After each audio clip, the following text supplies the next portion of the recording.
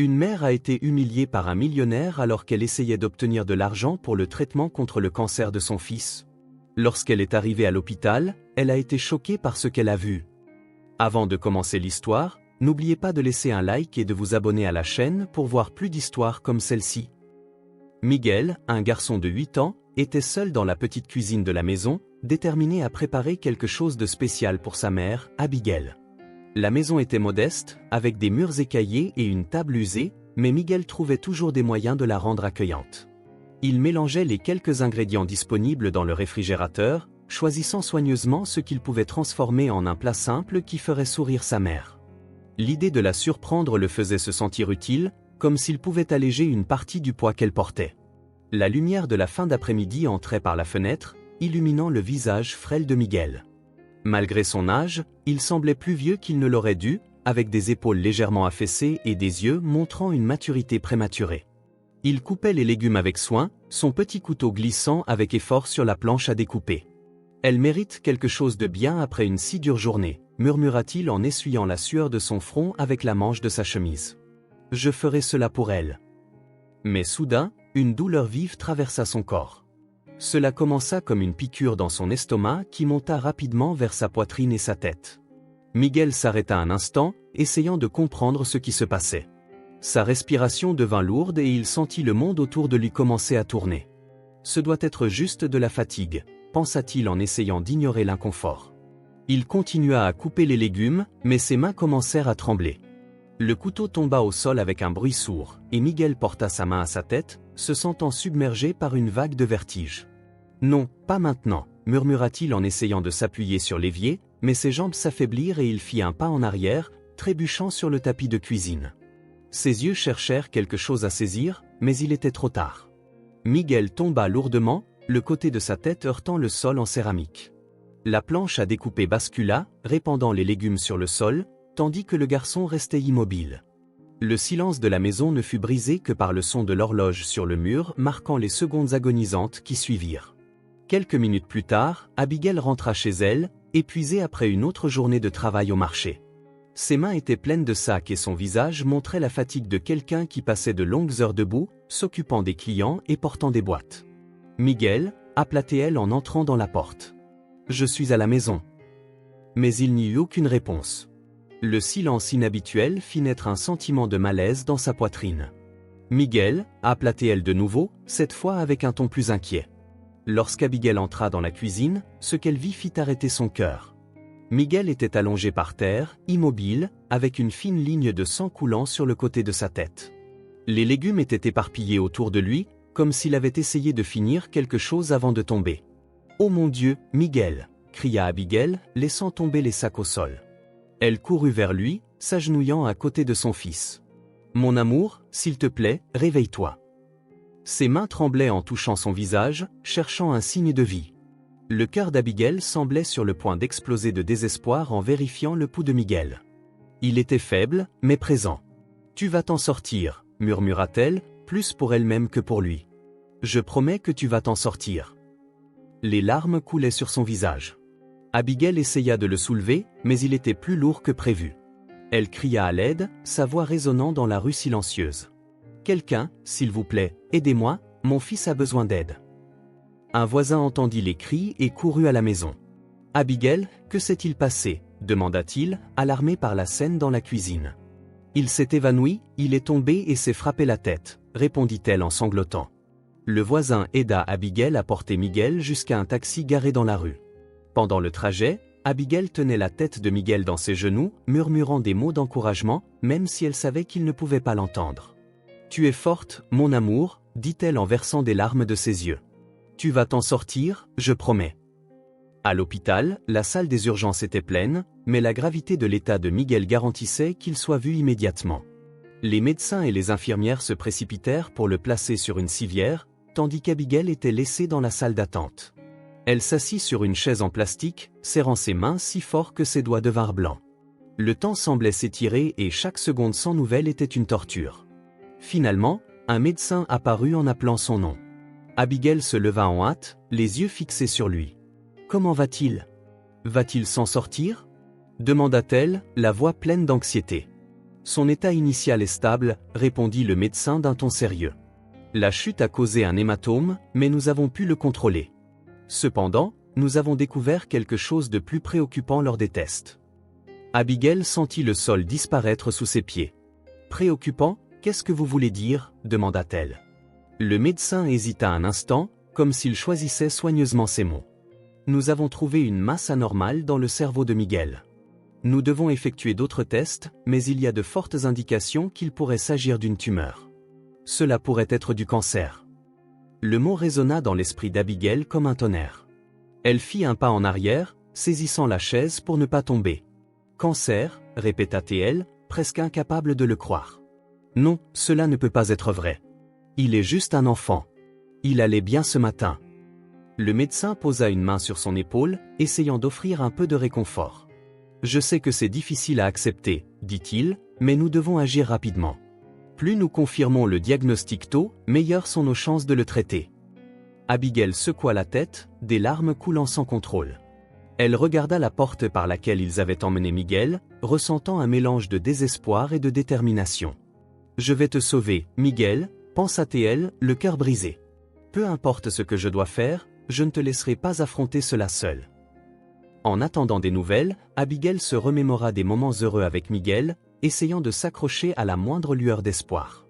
Elle pensa à combien il aimait cuisiner avec elle le week-end, mélangeant les ingrédients avec l'enthousiasme d'un chef expérimenté. Elle se souvint de la façon dont il la serrait fort quand elle rentrait du travail, disant toujours qu'elle était la meilleure mère du monde. L'idée de le perdre était insupportable. Quelques heures plus tard, le médecin revint avec des résultats préliminaires. « Nous confirmons que c'est une tumeur », dit-il avec une expression grave. « Nous devons effectuer une biopsie pour déterminer si elle est maligne et le stade de la maladie. La prochaine étape sera une intervention chirurgicale pour enlever la masse, mais c'est une procédure risquée. » Abigail sentit ses jambes s'affaiblir de nouveau. « Il va s'en sortir, n'est-ce pas ?» demanda-t-elle, presque en suppliant. « Nous sommes optimistes, » répondit le médecin, « mais ce sera une lutte et Miguel aura besoin de tout le soutien possible. » Elle acquiesça en retenant ses larmes. « Il en aura, » dit-elle. « Je serai avec lui à chaque étape. Je ne renoncerai pas à lui. » Abigail fut autorisée à visiter Miguel, qui était maintenant dans un lit d'hôpital entouré de tubes et de moniteurs.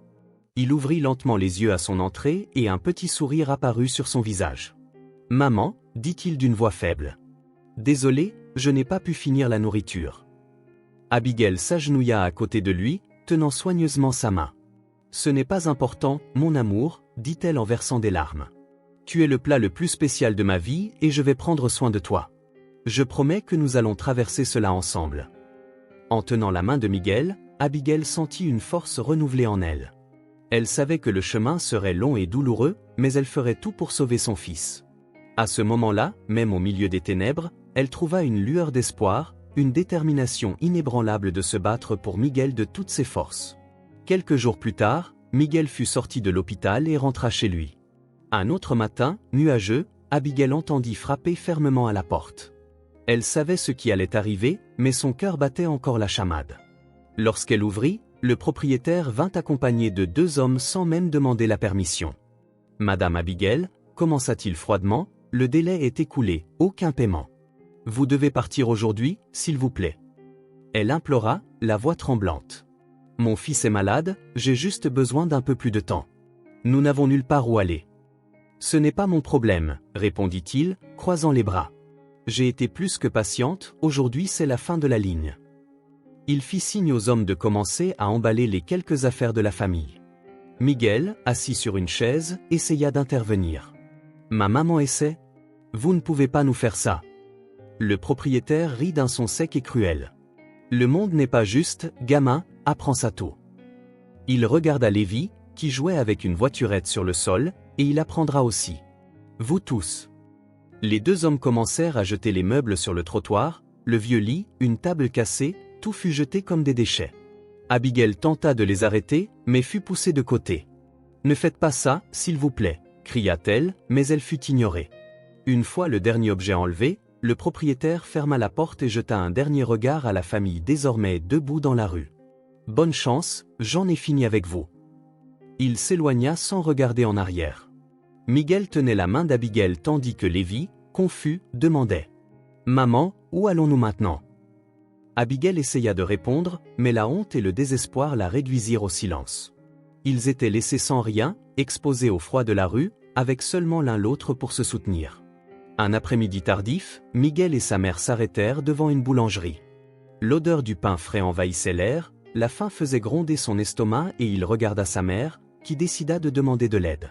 « Bonjour monsieur, pourriez-vous nous donner un morceau de pain, juste assez pour les enfants ?» demanda-t-elle avec un sourire fatigué. Le boulanger, sans même les regarder, secoua la tête. « Je ne soutiens pas la paresse. Vous voulez de la nourriture? Allez travailler. » Miguel baissa la tête, les larmes montant. Il voulait comprendre ce qui n'allait pas avec juste demander de la nourriture pour satisfaire sa faim. Plus tard, ils s'arrêtèrent devant un marché. La mère de Miguel réessaya. « Monsieur, mon fils est malade, juste un peu de nourriture, s'il vous plaît. » L'homme la regarda avec dégoût et rit. « Malade? Vous voulez juste une excuse pour ne rien faire. Enfant ou non, vous ne savez que mendier. » Il s'éloigna rapidement. Miguel sentit ses joues brûler de honte tandis que sa mère baissait les yeux, serrant ses mains et celles de son frère pour partir. Sur une place, Miguel s'approcha d'une dame portant un sac plein de fruits. Il hésita, mais la faim le poussa à prendre le risque. « Madame, pourriez-vous me donner une pomme, s'il vous plaît ?» demanda-t-il, les yeux fixés sur le fruit brillant. La femme se retourna, surprise, et bientôt un sourire ironique apparut sur son visage. « Est-ce que je ressemble à une institution de charité, par hasard? Je ne suis pas obligé de nourrir ceux qui sont dans la rue. De plus, les enfants devraient avoir des parents décents qui s'occupent d'eux. Allez-vous en avant que j'appelle quelqu'un pour vous faire sortir d'ici. » Miguel fit un pas en arrière, se sentant petit et honteux. Un autre jour, alors qu'ils essayaient de se réfugier sous la tente d'un magasin, le gardien de sécurité apparut bientôt avec une expression de mépris. « Regardez ce que nous avons ici, des gens qui n'ont nulle part où tomber, mais qui veulent rester sous mon toit. » Il croisa les bras.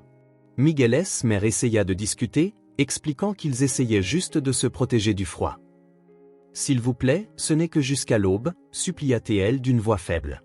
Le gardien éclata de rire. « Ce n'est pas un refuge pour sans-abri. Sortez d'ici avant que j'appelle la police. » Un matin, après une nuit froide où Miguel pouvait à peine dormir, il repéra une poubelle pleine de restes de nourriture près d'une cafétéria. Sa mère hésita, mais la faim était si forte qu'elle décida de chercher quelque chose pour eux. Lorsqu'elle s'apprêtait à prendre un morceau de pain rassis, le propriétaire de l'établissement apparut, furieux. « Dépose ça. Je ne veux pas que mes déchets soient éparpillés par des fainéants. » cria-t-il tandis qu'elle s'éloignait rapidement en tirant ses enfants.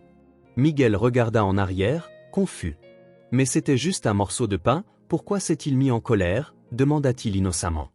Sa mère soupira, ne sachant pas quoi répondre. À une autre occasion, une dame passa devant eux dans la rue, voyant Miguel recroquevillé, elle marmonna assez fort pour qu'il l'entende. « Ces enfants abandonnés finiront sûrement délinquants. C'est le futur de ceux qui vivent dans la rue. » Miguel entendit cela et serra la main de sa mère comme s'il cherchait une explication à l'humiliation qu'il venait d'entendre. « Maman, suis-je un mauvais enfant ?» demanda-t-il, les yeux brillants de larmes. Elle secoua la tête et le serra contre elle. « Non, mon amour, tu es le garçon le plus fort et le plus gentil qui existe. Les gens parlent simplement de ce qu'ils ne comprennent pas. » Une nuit, plus froide que jamais, Miguel se blottit contre sa mère, essayant de se protéger du vent mordant qui traversait la rue. Il avait peur, comme toujours. Il ne comprenait pas tout à fait la raison, mais l'obscurité lui apportait une étrange angoisse, une oppression dans sa poitrine qu'il ne pouvait expliquer. Il sentait quelque chose de différent des autres enfants qu'il voyait pendant la journée, quelque chose qui semblait brûler en lui, le laissant faible et fatigué. « Maman, » murmura-t-il en tirant le bord de la vieille couverture qu'il partageait, « pourquoi ai-je cette douleur dans ma poitrine? C'est difficile de respirer. » Sa mère, épuisée, le regarda tristement, son visage marqué par de profondes lignes reflétant une vie difficile pleine de pertes et de sacrifices. Elle serra fermement la main de Miguel, essayant de lui apporter un peu de réconfort, même si elle savait qu'elle ne pouvait pas beaucoup faire pour alléger cette douleur. « Ce n'est que le froid, mon amour, » répondit-elle en essayant de sourire. « Quand le soleil se lèvera, tout ira mieux, tu verras. » Mais son ton vacillait, presque une supplication. Miguel n'y croyait pas, mais il ne voulait pas non plus l'effrayer avec ce qu'il ressentait. Il hocha simplement la tête, serrant sa main en quête de réconfort. Les minutes s'écoulèrent lentement et le silence ne fut brisé que par le son lointain des voitures et du vent. Miguel regarda son jeune frère allongé à côté d'eux, enveloppé dans une mince couverture qui couvrait à peine son corps maigre. Il se sentait responsable, même sans comprendre pleinement ce que cela signifiait. « Maman, est-ce que mon frère ressentira la même chose que moi ?» demanda-t-il d'une voix faible. « Je ne veux pas qu'il ressente aussi cette douleur. » Sa mère détourna le regard, ne sachant pas quoi répondre. Son cœur était brisé, mais elle tenta de maintenir l'espoir pour ses enfants, même si elle n'avait plus la force de croire en grand-chose. « Il va bien, Miguel, ne t'inquiète pas, » répondit-elle en caressant les cheveux du garçon, même si elle savait que ces mots n'avaient aucun pouvoir pour changer la réalité. « Tu dois te reposer maintenant, pour que demain nous puissions essayer de trouver quelque chose à manger. » Miguel hocha la tête, essayant d'ignorer la douleur dans sa poitrine et la peur qui semblait grandir chaque nuit. Mais même les yeux fermés, il continuait à voir ce vide sombre, la solitude qui semblait l'étreindre étroitement, comme si le temps jouait contre lui. Une nuit particulièrement froide, Miguel sentit son corps s'affaiblir encore davantage. La respiration était difficile et il sentit quelque chose à l'intérieur de lui dire au revoir. Il regarda sa mère, qui tenait sa main fermement, ses yeux pleins de larmes. « Maman, est-ce que tu me verras quand je deviendrai une étoile ?» demanda-t-il une fois de plus, sa voix faible, presque un murmure. Elle hocha la tête en le serrant tendrement, comme si elle voulait le protéger de tout. « Oui, mon amour, je te verrai chaque nuit. » Miguel ferma les yeux, ressentant le toucher de sa mère et la chaleur de son amour. Même au milieu du froid, il se rendit au sommeil sans peur, sachant qu'une manière ou d'une autre, il serait toujours avec eux, brillant dans le ciel comme une petite étoile veillant sur ceux qu'il aimait. Soudain, le ciel s'assombrit encore davantage et une fine pluie commença à tomber, répandant le froid dans chaque recoin de la ville. Miguel sentit les gouttes glacées frapper son visage, couler de son front jusqu'à son menton.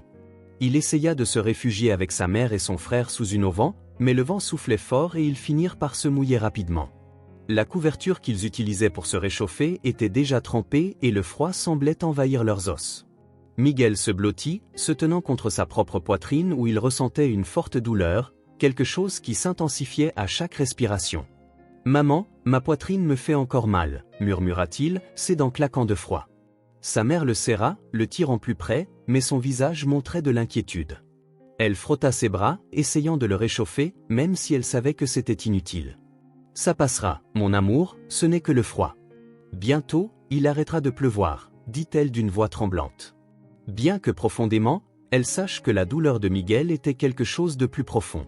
Miguel prit une profonde respiration, sentant l'air froid lui faire encore plus mal. Il regarda le visage fatigué de sa mère, dans un moment de courage, murmura. « Maman, je pense que je vais mourir. » Ces mots sortirent doucement, comme s'il avait peur de les dire, mais sa mère les entendit comme un cri. Elle tint son visage, le regardant directement dans les yeux, essayant de garder sa voix stable. « Non, Miguel, tu ne partiras pas. Je suis là avec toi, tu es fort, ça passera, tu verras. » Mais Miguel ressentait la vérité différemment, une certitude que le froid et la douleur semblaient renforcer à chaque seconde. Il regarda le ciel gris et demanda doucement. « Si je meurs, je deviendrai une étoile, n'est-ce pas, maman ?» Comme tu l'as dit, sa mère hocha la tête avec un sourire qui ne pouvait cacher sa tristesse. « Oui, mon amour, mais tu ne deviendras pas une étoile maintenant. Tu as encore beaucoup de temps avec moi et ton frère. » Elle serra Miguel plus fort, essayant de repousser sa peur alors que la pluie continuait de tomber, rendant la nuit encore plus sombre. La pluie persistait, lourde et implacable, et la famille de Miguel n'avait pas d'autre choix que de s'allonger sur le trottoir mouillé et froid, le corps épuisé. Miguel se blottit à côté de sa mère et de son frère, essayant en vain de se réchauffer. Sa mère le serra fort, faisant de son mieux pour le protéger du vent mordant, mais la petite chaleur qu'il réussissait à générer était insuffisante. La couverture était déjà trempée et le froid envahit chaque partie du corps de Miguel, rendant la douleur dans sa poitrine plus intense. À un moment donné, tôt le matin, Miguel se réveilla au son de pas et regarda vers un restaurant de l'autre côté de la rue. Il vit un homme partir par la porte arrière, portant un sac poubelle noir, et le regarda avec curiosité. L'homme regarda autour de lui, puis jeta le sac dans une benne à ordures avant de retourner à l'intérieur du restaurant. Miguel, le ventre creux de faim, sentit une lueur d'espoir, peut-être y avait-il quelque chose qu'il pouvait apporter à sa mère et à son frère. Silencieusement, il se leva, essayant de ne pas les réveiller, et marcha lentement vers la benne à ordures. Le sol était mouillé et froid, et il frissonna à chaque pas, mais sa faim parlait plus fort. En s'approchant, il vit que le sac était ouvert, révélant des croûtes de pizza et quelques morceaux mal utilisés qui avaient été jetés. Il regarda autour de lui pour s'assurer que personne ne le voyait et commença à prendre ce qu'il pouvait porter avec ses petites mains. Miguel ressentit une pointe de joie mêlée au froid qui gelait ses mains. « Ça va aider mon frère », pensa-t-il en essayant de sourire, les mains pleines de morceaux de pizza. Il retourna rapidement là où sa mère et son frère dormaient. En approchant, il murmura. « Maman, regarde ce que j'ai apporté. J'ai trouvé de la nourriture pour nous. » Sa mère se réveilla, surprise, et voyant Miguel avec ses croûtes dans ses mains, elle tomba silencieusement un instant. Elle regarda le visage pâle et fatigué de son fils, ressentant un mélange de tristesse et de gratitude. Les yeux embués, elle prit les morceaux de pizza et les partagea entre eux, caressant le visage de Miguel et disant doucement « Tu es le garçon le plus fort que j'ai jamais connu, mon amour. » Ensemble, ils mangèrent ces croûtes avec gratitude, même si c'était des restes. Miguel était allongé sur le sol, recroquevillé, essayant de se réchauffer avec ce qui lui restait de force, mais le froid était implacable. Sa respiration était lourde, ses poumons semblant peser davantage à chaque souffle qu'il tentait de prendre. La douleur dans sa poitrine, qui l'accompagnait depuis des jours, ressemblait maintenant à un poids insupportable et il pouvait à peine garder les yeux ouverts. La fine pluie qui tombait faisait mal à ses os. Malgré avoir mangé les restes de pizza, le vide en lui semblait s'élargir, plus profond que sa propre faim. Sa mère le serra, essayant de le réchauffer avec la petite énergie qu'elle lui restait. « Ça va aller, mon amour, tu dois juste te reposer. »« Je suis là, ne t'inquiète pas, » murmura-t-elle, la voix tremblante et pleine de douleur. Mais au fond d'elle, elle savait qu'elle ne pouvait rien promettre. Le cancer dévastait son fils et leurs conditions de vie dans la rue ne faisaient qu'aggraver les choses. Elle essaya de repousser cette pensée vers l'espoir qui lui restait, mais la réalité devenait impossible à ignorer. Miguel tenta de parler, mais sa voix sortit faible, presque inaudible, comme si chaque mot était un effort extraordinaire. « Maman, je suis tellement fatigué, » murmura-t-il, la tête reposant sur sa poitrine. Sa mère resserra ses bras autour de lui, le sentant devenir plus froid, sa respiration plus lente et irrégulière. Ses yeux étaient ternes et elle savait, malgré tous ses efforts pour le nier, qu'il était au bord de l'inconscience. « Non, Miguel, ne me quitte pas, s'il te plaît, » pleura-t-elle, plus pour elle-même que pour lui.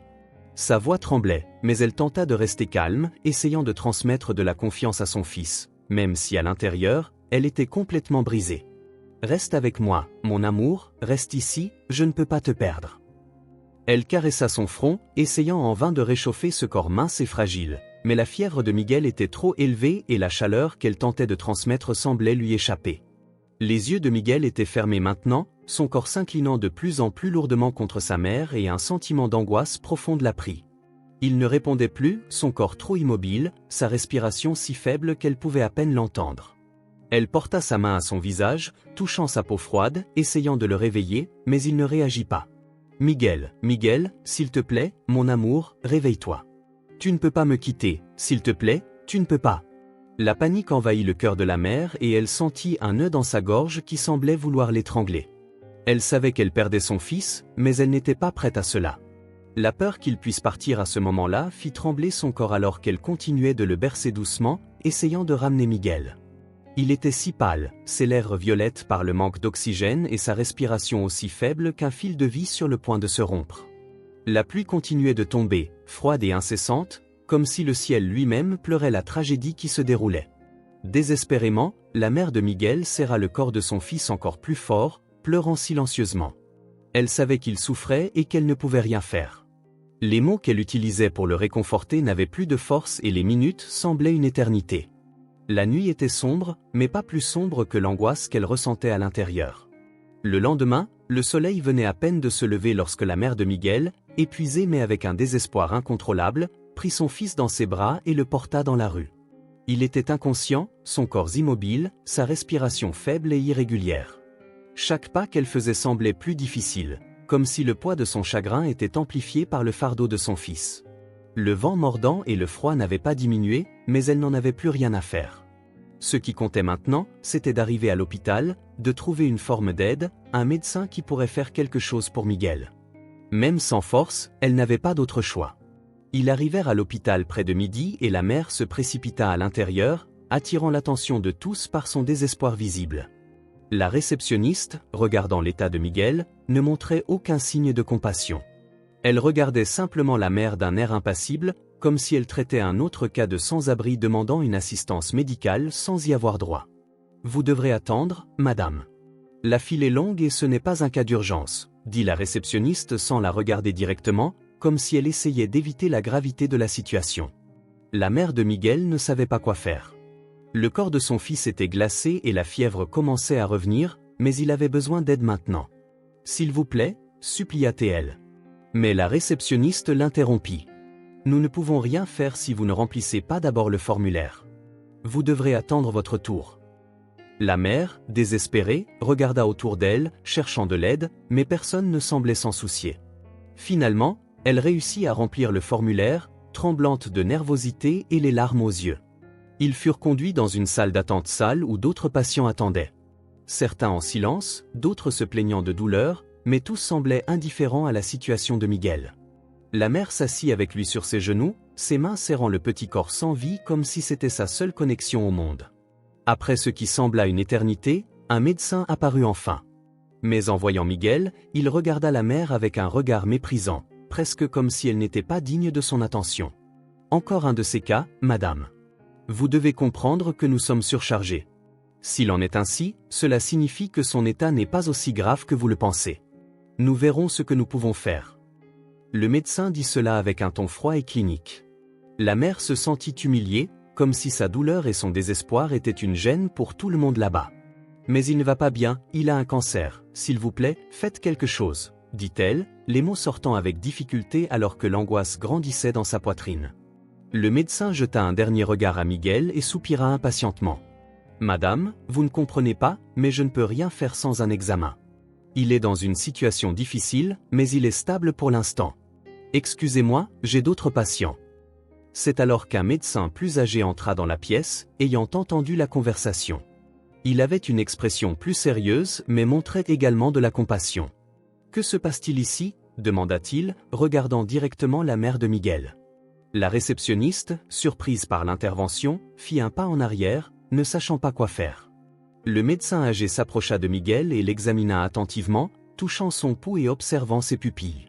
« Ce garçon a besoin de tests urgents, vérifions ce qui lui arrive. » Ignorant le premier médecin, il demanda que Miguel soit emmené aux urgences pour un examen plus détaillé. La mère de Miguel ne pouvait pas y croire, quelqu'un prenait enfin soin de lui. Elle suivit le médecin jusqu'à la salle d'examen, toujours sans comprendre comment tout cela se passait. Miguel, toujours inconscient, était dans ses bras et elle pria silencieusement que quelque chose soit enfin fait pour sauver son fils. Après quelques tests rapides, le médecin revint avec un regard grave. Sa tumeur est très grande, elle est à un stade très avancé et compromet plusieurs organes. Sa situation est critique. Nous devons commencer le traitement immédiatement, mais les soins seront intensifs. La mère de Miguel sentit une vague de soulagement mêlée à une terreur indescriptible. « Je le savais déjà, » murmura-t-elle, la voix vacillante. « Je savais déjà que c'était un cancer. Il était déjà si faible, mais je ne savais pas que cela irait si vite. » Le médecin, son expression maintenant plus douce, posa sa main sur son épaule. « Madame, vous avez fait la bonne chose en l'amenant. Nous ferons tout ce que nous pouvons pour soulager sa douleur et lui donner la meilleure chance possible. Nous ne pouvons pas promettre des miracles, mais nous essayerons. » La mère de Miguel ne savait plus quoi ressentir. L'humiliation qu'elle avait subie à l'entrée de l'hôpital semblait maintenant un cauchemar lointain et la douleur de voir son fils dans cet état était insupportable. Mais au moins, il y avait une petite lueur d'espoir. Elle savait que peut-être le combat de Miguel ne serait pas vain et qu'il avait encore quelqu'un à ses côtés pour se battre. Elle serra fermement la main de Miguel, déterminée à l'accompagner jusqu'à la fin de cette bataille. Le médecin, maintenant plus calme et concentré, commença à ajuster les appareils autour de Miguel. Il plaça un masque à oxygène sur le visage du garçon et vérifia ses signes vitaux en surveillant de près l'écran du moniteur. La mère de Miguel resta à ses côtés, les mains jointes dans ses genoux, essayant d'absorber tout ce qui se passait. La tension sur son visage était évidente, mais il y avait un léger soulagement de savoir que quelqu'un faisait enfin quelque chose pour aider son fils. « Tu dois être fort maintenant, petit », murmura le médecin, plus pour lui-même que pour Miguel. Il ajusta les médicaments intraveineux et prit des notes sur le tableau. « Nous ferons ce que nous pouvons, reste avec lui. » La mère de Miguel était perdue dans ses pensées, regardant son fils avec un cœur lourd. Elle ne savait pas combien de temps elle aurait encore avec lui, mais elle ne pouvait s'empêcher de s'inquiéter de tout ce qu'il avait traversé jusqu'à ce moment. Ses yeux étaient remplis de désespoir silencieux, mais elle tenta de ne pas le montrer à Miguel, car elle savait qu'il la regardait tout le temps. C'est alors qu'en dépit de tout, Miguel bougea ses doigts comme s'il commençait à se réveiller. Sa respiration, qui avait été irrégulière, se stabilisa un peu et il commença à ouvrir lentement les yeux, clignant comme si la lumière vive de l'environnement était trop forte pour lui. « Maman », murmura-t-il, sa voix faible et fragile, comme s'il essayait de se souvenir où il était. Ses yeux étaient vitreux, mais il lutta pour fixer son regard sur sa mère. « Maman, as-tu mangé » demanda-t-il. La mère, surprise et émotive, se pencha plus près de lui, touchant doucement son front. « Miguel, mon amour, tu te réveilles. Ça va aller, tu es à l'hôpital maintenant et tu vas bien. Tu n'as pas besoin de t'inquiéter pour moi, dit-elle, sa voix tremblante, mais essayant de lui offrir un sourire réconfortant, transmettant autant de calme que possible. Miguel la regarda avec des yeux fatigués, encore un peu confus, mais insistant sur la même question. « Maman, as-tu mangé ? As-tu faim ?» Il parla avec une telle pureté et une innocence sincère que sa mère sentit son cœur se serrer encore plus. Le petit, si affaibli, se souciait encore d'elle, même quand il était si faible et frêle. La mère avala difficilement, sentant un nœud dans sa gorge. « Oui, j'ai mangé, mon amour, j'ai déjà mangé. Mais ce qui est important maintenant, c'est toi. Tu dois te reposer et tu vas bientôt te sentir mieux. » Tenta-t-elle de le calmer, mais sa voix était pleine d'émotions mêlées d'une immense douleur. Miguel, sans comprendre pleinement ce qui se passait, sourit faiblement. « Je vais bien, maman ?» demanda-t-il d'une voix mince, ses mots presque inaudibles. Elle serra sa main plus fort, sentant combien elle était petite et froide. « Je serai là avec toi, mon amour, toujours. Nous allons traverser cela ensemble. Je t'aime, Miguel, tout ira bien, dit-elle. » Le médecin qui observait la scène de loin s'approcha, avec un regard doux, dit « Il va bien pour l'instant, nous le garderons sous observation, mais avec un traitement approprié, il pourrait s'en sortir. Nous avons encore beaucoup de chemin à parcourir, mais c'est un combat que nous pouvons affronter. » La mère de Miguel, le cœur serré, regarda le médecin, ressentant un mélange d'espoir et de peur. Elle ne savait toujours pas ce que l'avenir réservait à son fils, mais elle savait qu'à ce moment-là, la seule chose qu'elle pouvait faire était de continuer à se battre à ses côtés. Miguel, avec ses yeux commençant à se fermer à nouveau, poussa un léger soupir et se blottit contre sa mère, cherchant le réconfort de son étreinte. « Maman » murmura-t-il une fois de plus avant de s'endormir à nouveau, « je t'aime. » Et alors qu'il dormait, sa mère resta là, tenant sa main de toutes ses forces, se promettant qu'elle ferait tout ce qui était nécessaire pour le garder à ses côtés, sans jamais le laisser ressentir le poids du monde. Le temps passa lentement alors que Miguel dormait, ses petites épaules se levant et s'abaissant irrégulièrement tandis que le moniteur continuait de biper, indiquant qu'il était vivant mais toujours en danger grave. La mère de Miguel ne pouvait pas détourner les yeux de lui, ressentant une oppression dans sa poitrine à chaque respiration qu'il prenait, comme si l'air était plus lourd. Le médecin était toujours dans la pièce, effectuant une série de tests rapides et ajustant les machines autour de Miguel. Il essayait de lui donner la meilleure chance possible, mais la gravité de l'état du garçon était claire. Le moniteur à côté de Miguel commença à biper plus frénétiquement, interrompant le lourd silence de la pièce. La mère de Miguel se leva instantanément, le cœur battant la chamade, la peur prenant le dessus. « Qu'est-ce qui se passe » cria-t-elle, le désespoir remplissant sa voix. Le médecin calme s'approcha rapidement de Miguel, ses yeux fixés sur l'écran du moniteur. Il entre en arythmie. La tumeur appuie sur la zone du cœur et cela affecte sa fonction cardiaque. Sa voix était grave, ne cachant pas la gravité de la situation. Il se tourna vers les infirmières en criant des ordres alors qu'il essayait de stabiliser l'état de Miguel. Préparer les médicaments pour stabiliser son rythme cardiaque et augmenter la dose de sédatifs. Nous devons l'empêcher de s'effondrer. Le médecin parlait rapidement, ses mains travaillant avec précision alors que les infirmières se précipitaient pour suivre ses instructions. La mère de Miguel resta paralysée, ne sachant pas quoi faire. Le corps de Miguel était maintenant secoué par des spasmes, sa peau pâle et froide, la sueur se mélangeant à la pluie qui tombait encore dehors. Elle sentit une vague de panique la submerger. « S'il vous plaît, ne l'emportez pas loin de moi. Il ne peut pas partir. S'il vous plaît, ne me laissez pas seul. » Elle murmura à travers ses larmes, le désespoir inondant son être. Le médecin ne répondit pas directement, son expression restait concentrée, mais sa voix avait une fermeté qui cherchait à transmettre un peu d'espoir. « Nous faisons tout ce que nous pouvons. Il a encore une chance, mais nous devons agir rapidement. Sa situation est plus grave que ce que nous avions imaginé. Il administra les médicaments rapidement, ajustant la position de Miguel sur le lit et vérifiant les moniteurs attentivement. La tension dans la pièce était palpable et le son de la respiration laborieuse et irrégulière de Miguel résonnait dans les oreilles de sa mère. Elle se sentait impuissante, il n'y avait plus rien qu'elle puisse faire que d'attendre. La peur de perdre son fils semblait un poids insupportable et elle lutta pour rester calme alors que le médecin et les infirmières travaillaient frénétiquement. Finalement, après ce qui sembla une éternité, le moniteur commença à enregistrer une amélioration des signes vitaux de Miguel. L'arythmie commença à diminuer et son cœur revint à un rythme normal. Le médecin, toujours tendu mais visiblement soulagé, soupira et recula légèrement du lit de Miguel. Il regarda la mère de Miguel avec un air sérieux mais transmettant un léger sentiment de soulagement. Nous avons réussi à stabiliser la situation. Il n'est plus en danger immédiat, mais c'est encore très délicat.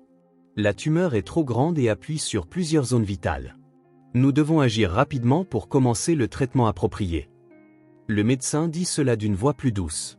La mère de Miguel, bien que épuisée et avec les yeux rouges de tant de pleurs, ne put contenir ses larmes de soulagement. Elle serra la main de Miguel fermement, le regardant tandis que le moniteur émettait un son régulier et calme signalant qu'il avait traversé une autre crise. « Tu vas bien, mon amour. Je ne te quitterai jamais, » murmura-t-elle, bien qu'elle sache que la route à venir serait plus difficile qu'elle n'aurait jamais pu l'imaginer.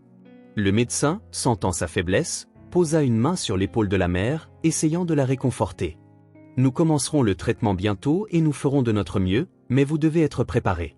Cela ne sera pas facile, mais s'il est fort, nous avons une chance. » La mère de Miguel regarda le médecin avec gratitude, mais son cœur était toujours lourd du poids de l'inconnu. Le cancer était avancé et elle ne savait pas combien de temps elle aurait encore avec son fils. La seule chose dont elle était certaine, c'était qu'elle ne le laisserait pas seul, quoi qu'il arrive. Le médecin s'éloigna pour effectuer d'autres ajustements aux procédures, laissant la mère de Miguel avec un moment de repos. Elle s'assit de nouveau à côté de son fils, les yeux fixés sur lui, essayant de mémoriser chaque petit détail, chaque souffle, chaque mouvement qu'il faisait. Leur combat ne faisait que commencer et le désespoir d'une mère, sachant que le temps était compté, rendait son amour pour Miguel encore plus intense. Elle ne savait pas s'il sortirait victorieux de cette bataille, mais elle savait que tant qu'elle aurait la force, il ne serait pas seul. Le médecin, attentif à l'état de Miguel, ajustait l'équipement lorsqu'il regarda Abigail, cherchant à mieux comprendre la situation. Il remarqua la tension sur son visage, comme si elle était sur le point de s'effondrer. « Quel est votre nom ?» demanda-t-il doucement, essayant d'alléger un peu le poids dans la pièce tout en surveillant l'état de santé de Miguel. « Abigail, » répondit-elle, sa voix faiblissant alors qu'elle essayait d'avaler le nœud dans sa gorge en prononçant son nom. Quelque chose en elle sembla se briser, les larmes commencèrent à couler de manière incontrôlable. Elle tourna le dos au médecin, essayant de cacher sa honte, mais elle ne put pas. La douleur qu'elle ressentait à l'intérieur explosa et elle laissa échapper un sanglot, incapable de se contrôler plus longtemps. « C'est de ma faute, tout ça, » murmura-t-elle, les mots sortant entre des gémissements. « Je me suis endettée, j'ai pris de mauvaises décisions. J'ai mis toute la famille dans cette situation. Je savais que les choses étaient difficiles, mais je ne savais pas quoi faire. Je ne savais plus comment m'occuper de mes enfants. » Elle tomba à genoux, inconsolable. Le médecin, bien que surpris par cette révélation, ne l'interrompit pas. Il resta silencieux, lui donnant le temps de parler, d'essayer de se défouler. « J'aurais dû faire les choses différemment. J'aurais dû chercher de l'aide, trouver un emploi, quelque chose. Je ne voulais pas que mes enfants souffrent ainsi, mais je les ai mis dans la rue, dans cette vie de misère qu'ils ne méritaient pas. Je méritais d'être plus forte, d'être une meilleure mère. » Les mots d'Abigail étaient comme des lames coupant son âme. Elle sentit la culpabilité la consumer à chaque larme qui tombait. La douleur de savoir qu'elle était en quelque sorte responsable de la situation tragique dans laquelle il se trouvait la faisait se sentir impuissante. « Il n'y a pas de retour en arrière, » continua-t-elle, regardant Miguel, encore inconscient dans le lit. « Il est si petit, si innocent. Je savais que quelque chose n'allait pas, mais je ne pouvais pas m'occuper de lui. Et maintenant, je ne sais plus quoi faire. » Le médecin s'approcha, posa sa main sur l'épaule d'Abigail, essayant de lui offrir un peu de réconfort, sachant que les mots seraient insuffisants pour apaiser sa douleur. Mais il savait aussi qu'il y avait encore quelque chose qui pouvait être fait. Il prit une profonde respiration avant de dire « Vous n'êtes pas seule dans cette épreuve, Abigail. Nous ferons tout ce que nous pouvons pour aider Miguel. Vous n'êtes pas seul. » Même avec ces mots, Abigail ne se sentit pas mieux. Elle savait que la situation était toujours critique et que le combat était loin d'être terminé. Mais pendant un bref instant, elle ressentit un léger sentiment de soulagement, comme si le poids de la culpabilité pouvait au moins être partagé avec quelqu'un qui se souciait. Alors que le médecin donnait des instructions sur les prochaines étapes, elle regarda à nouveau son fils, sachant qu'il avait plus que jamais besoin d'elle. Abigail essaya de se recomposer, essuyant ses larmes et essayant en vain de garder l'espoir vivant. La porte de la pièce éclata soudainement, et une infirmière entra avec un regard distant et une expression sérieuse. Mais quelque chose dans sa posture indiquait un certain manque d'empathie. Elle se dirigea vers le bureau de surveillance, prit quelques papiers et les examina sans regarder directement Abigail. À côté d'elle, le frère de Miguel, qui jusque-là était resté silencieux en s'appuyant sur la chaise, regardait le lit de son frère avec un air désespéré. « Alors, c'est le garçon », dit l'infirmière sèchement, observant Miguel de loin. « Son cancer est assez avancé, n'est-ce pas ?» Elle se tourna vers Abigail, qui regardait toujours vers le bas, essayant de gérer sa propre culpabilité. « Écoutez, je vais être honnête avec vous, le traitement pour lui coûtera une fortune, et si vous n'avez même pas d'argent pour la nourriture, imaginez de payer pour cela, » dit-elle en laissant échapper un petit rire, presque comme si elle faisait une blague de mauvais goût. Abigail avala difficilement, sentant le poids de l'humiliation grandir dans sa poitrine. Elle essayait toujours de se recomposer, mais le regard de son frère Miguel la fit sentir qu'elle n'était plus seule dans cette douleur. Le garçon plus âgé ne pouvait plus supporter la situation et lâcha amèrement. « Est-ce tout ce que vous avez à dire, infirmière? Qu'il n'a aucune chance ?» Il se leva, essayant de rester ferme, mais sa voix tremblait. « Vous le poussez simplement à la mort, comme tout le monde l'a toujours fait, et je ne suis pas aveugle, maman. Vous n'avez pas fait assez, maintenant vous n'avez même pas d'argent pour le sauver. » L'infirmière regarda le garçon avec mépris mais ne répondit pas. Elle haussa simplement les épaules comme si cela n'avait aucune importance. « Je comprends que vous voulez sauver votre frère, mais la réalité est que ses chances de survie sont minimes. Pensez-vous vraiment qu'avec son état, un quelconque traitement fonctionnera? Il est peut-être trop tard. » Elle jeta un dernier regard à Abigail, comme si elle voulait la blesser autant que possible, puis se détourna. « Je travaille simplement ici pour suivre le protocole. » Abigail resta silencieuse, les yeux remplis de larmes. Elle savait qu'elle ne faisait pas assez, mais elle ne voulait pas admettre la douleur de perdre Miguel. « Je voulais juste qu'il aille bien, » continua-t-elle, regardant Miguel, encore inconscient dans le lit. « Il est si petit, si innocent. Je savais que quelque chose n'allait pas, mais je ne pouvais pas m'occuper de lui. Et maintenant, je ne sais plus quoi faire. » Le médecin s'approcha, posa sa main sur l'épaule d'Abigail, essayant de lui offrir un peu de réconfort, mais sachant que les mots seraient insuffisants pour apaiser sa douleur. Il prit une profonde respiration avant de dire « Vous n'êtes pas seule dans cette épreuve, Abigail. Nous ferons tout ce que nous pouvons pour aider Miguel. Vous n'êtes pas seule. » Même avec ces mots, Abigail ne se sentit pas mieux. Elle savait que la situation était toujours critique et que le combat était loin d'être terminé. Mais pendant un bref instant, elle ressentit un léger sentiment de soulagement, comme si le poids de la culpabilité pouvait au moins être partagé avec quelqu'un qui se souciait. Alors que le médecin donnait des instructions sur les prochaines étapes, elle regarda à nouveau son fils, sachant qu'il avait plus que jamais besoin d'elle. Abigail essaya de se recomposer, essuyant ses larmes et essayant en vain de garder l'espoir vivant. La porte de la pièce éclata soudainement, et une infirmière entra avec un regard distant et une expression sérieuse. Mais quelque chose dans sa posture indiquait un certain manque d'empathie. Elle se dirigea vers le bureau de surveillance, prit quelques papiers et les examina sans regarder directement Abigail. À côté d'elle, le frère de Miguel, qui jusque-là était resté silencieux en s'appuyant sur la chaise, regardait le lit de son frère avec un air désespéré. « Alors, c'est le garçon, » dit l'infirmière sèchement, observant Miguel de loin. « Son cancer est assez avancé, n'est-ce pas ?» Elle se tourna vers Abigail, qui regardait toujours vers le bas, essayant de gérer sa propre culpabilité. « Écoutez, je vais être honnête avec vous, le traitement pour lui coûtera une fortune, et si vous n'avez même pas d'argent pour la nourriture, imaginez de payer pour cela, » dit-elle en laissant échapper un petit rire, presque comme si elle faisait une blague de mauvais goût. Abigail avala difficilement, sentant le poids de l'humiliation grandir dans sa poitrine. Elle essayait toujours de se recomposer, mais le regard de son frère Miguel la fit sentir qu'elle n'était plus seule dans cette douleur. Le garçon plus âgé ne pouvait plus supporter la situation et lâcha amèrement. « Est-ce tout ce que vous avez à dire, infirmière? Qu'il n'a aucune chance? Il se leva, essayant de rester ferme, mais sa voix tremblait. Vous le poussez simplement à la mort, comme tout le monde l'a toujours fait, et je ne suis pas aveugle, maman. Vous n'avez pas fait assez, maintenant vous n'avez même pas d'argent pour le sauver. L'infirmière regarda le garçon avec mépris mais ne répondit pas. Elle haussa simplement les épaules comme si cela n'avait aucune importance. Je comprends que vous voulez sauver votre frère, mais la réalité est que ses chances de survie sont minimes. Pensez-vous vraiment qu'avec son état, un quelconque traitement fonctionnera? Il est peut-être trop tard.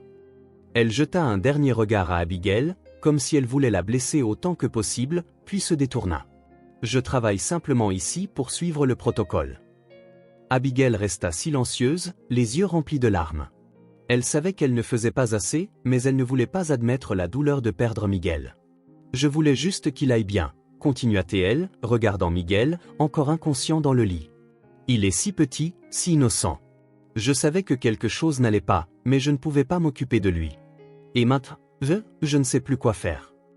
Le médecin s'approcha, posa sa main sur l'épaule d'Abigail, essayant de lui offrir un peu de réconfort, mais sachant que les mots seraient insuffisants pour apaiser sa douleur. Il prit une profonde respiration avant de dire « Vous n'êtes pas seule dans cette épreuve, Abigail. Nous ferons tout ce que nous pouvons pour aider Miguel. Vous n'êtes pas seule. » Même avec ces mots, Abigail ne se sentit pas mieux. Elle savait que la situation était toujours critique et que le combat était loin d'être terminé.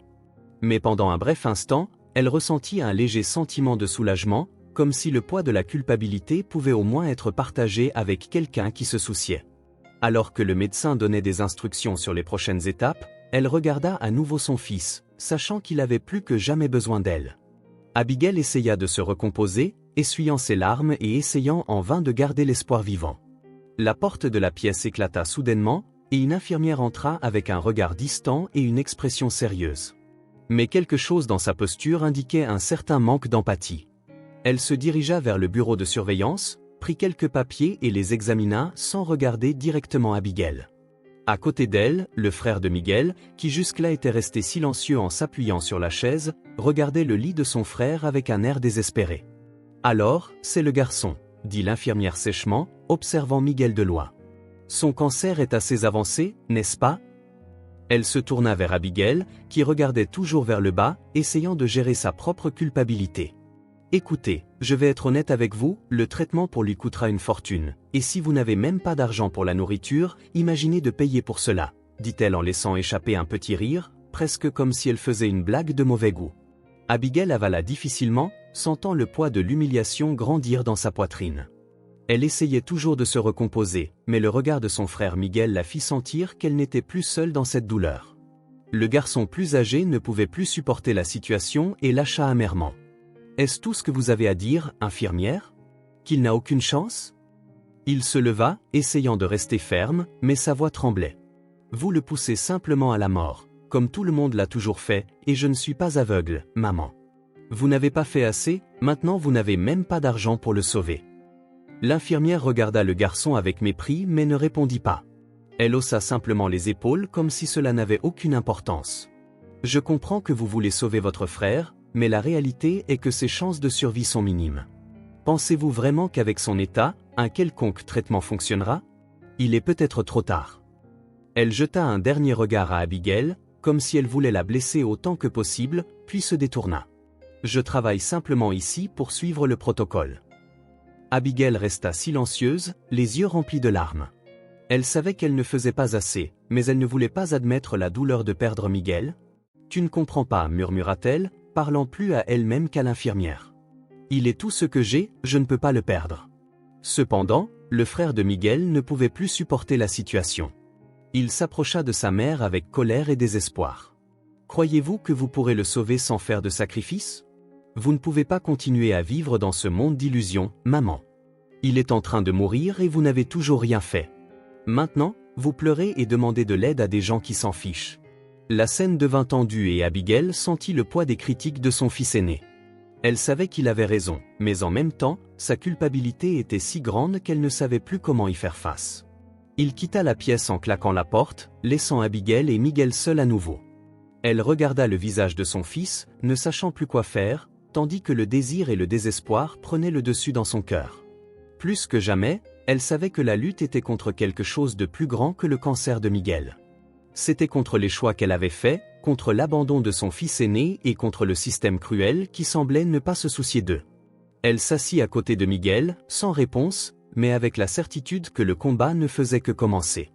Tandis que le silence enveloppait la chambre, le frère cadet de Miguel, qui était resté silencieux jusque-là, regarda sa mère avec de grands yeux encore pleins de doute et de peur. Il s'approcha timidement d'elle, les petites mains serrant le bord du lit. L'atmosphère était lourde et les bruits de l'hôpital semblaient plus lointains. « Maman, est-ce que Miguel va rester en vie » appela-t-il d'une voix tremblante, ses lèvres frémissant d'une question qu'il gardait depuis un certain temps. Il regarda directement Abigail dans les yeux, ses yeux si innocents mais déjà remplis d'une douleur qu'il ne devrait pas supporter si tôt. Abigail fut paralysée un instant, le cœur douloureux à l'entendre. Elle voulait pouvoir donner une réponse claire et rassurante, quelque chose qui pourrait apaiser la peur de son plus jeune fils, mais les mots ne sortaient tout simplement pas. Elle ne savait pas si Miguel aurait la force de continuer, elle ne savait pas ce que l'avenir lui réservait. Elle prit une profonde inspiration, essayant de dissimuler la douleur, mais son visage révélait tout. « Je ne sais pas, mon amour, dit-elle d'une voix étouffée. Nous faisons tout ce que nous pouvons, mais ce qui va se passer, personne ne peut le dire. » Elle caressa les cheveux du garçon, essayant de lui transmettre une confiance qu'elle-même ne ressentait plus. « Quoi qu'il arrive, nous serons ensemble. Miguel sait que tu es là et c'est déjà très important pour lui. » Le frère cadet continua de la regarder avec une expression d'insécurité totale. « Mais tu vas le laisser mourir, maman ? Tu ne vas rien faire, dit-il sur un ton plus fort, ressentant la douleur d'un enfant qui ne peut pas comprendre ses propres sentiments mais qui se retrouve déjà face à une réalité cruelle. Abigail avala ses larmes, sentant le poids des mots de son plus jeune fils écraser sa poitrine. Elle regarda Miguel, inconscient dans son lit, et sut qu'elle ne pouvait pas le laisser ressentir ce genre de peur. « Je ferai tout ce que je peux, mon fils. Tout. Je ne laisserai rien derrière, je promets. Je me battrai pour lui jusqu'au bout. » Mais même en disant cela, les mots lui semblaient vides. Elle ne savait pas combien de force elle avait pour continuer. La culpabilité de ne pas avoir fait plus, de ne pas avoir empêché les choses d'en arriver là, semblait la consumer. Et la question de son plus jeune fils, avec une telle pureté et un tel espoir, lui fit réaliser qu'à un moment donné, elle aussi avait besoin d'un miracle. Abigail quitta l'hôpital pour essayer de réunir l'argent nécessaire pour son fils. Elle marcha dans les rues, le cœur battant dans sa poitrine. Le vent froid du matin faisait voler ses cheveux, mais elle se fichait du temps ou de la douleur dans ses jambes. Chaque pas la rapprochait d'un lieu où elle avait juré de ne jamais revenir, le manoir de son père. La maison imposante et froide se dressait au sommet d'une colline, comme un château isolé reflétant la distance entre elle et la famille qu'elle avait laissée derrière. Elle s'arrêta devant les grilles de fer, regardant l'immense propriété. Des souvenirs d'un temps lointain, lorsqu'elle était une enfant gâtée et pleine d'espoir, refirent surface. Mais ses sentiments furent bientôt remplacés par le besoin urgent de sauver Miguel. Elle n'avait plus rien.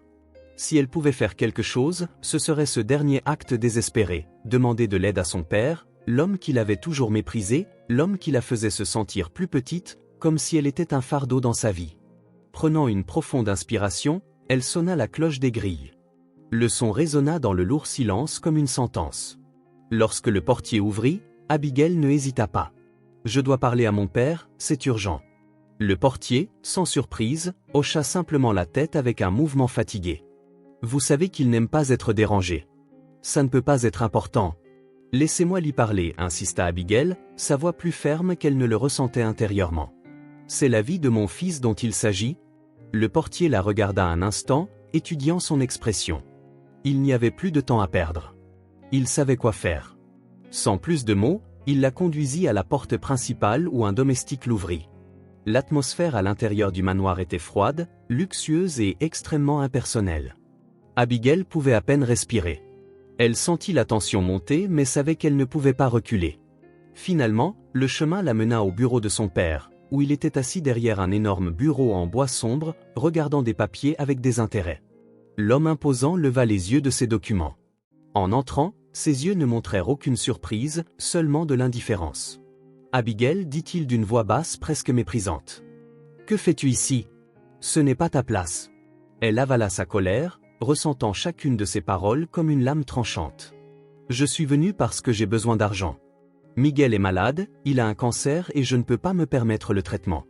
J'ai besoin que tu m'aides, j'ai besoin que tu sauves mon fils. » L'homme resta silencieux un moment, la regardant avec le même regard froid et calculateur. Lentement, il posa son stylo sur le bureau, se leva et marcha jusqu'à la fenêtre. Dehors, la journée était claire, mais à l'intérieur du bureau, l'obscurité semblait s'accroître. Tu penses qu'après tout, je devrais me soucier de toi ou de ton fils? Après tout ce que tu as fait, après m'avoir abandonné, après toute la honte que tu m'as causée. Abigail sentit son estomac se nouer à ces mots. Chaque phrase était comme un coup de poing au visage. Je sais ce que tu penses de moi, dit-elle, les yeux fermés pour tenter de se contrôler. Je sais que tu ne m'as jamais aimé, mais cela n'a rien à voir avec ça. Je veux juste sauver mon fils et toi, tu as l'argent, tu peux le sauver. Son père se retourna avec un sourire cruel aux lèvres. Tu crois vraiment que je vais jeter mon argent pour sauver quelqu'un comme toi, Abigail? Tu as toujours été une déception. Maintenant, tu viens me demander de l'aide après tout ce qui s'est passé? Non, je n'ai plus rien pour toi. Tu n'auras plus jamais rien de moi.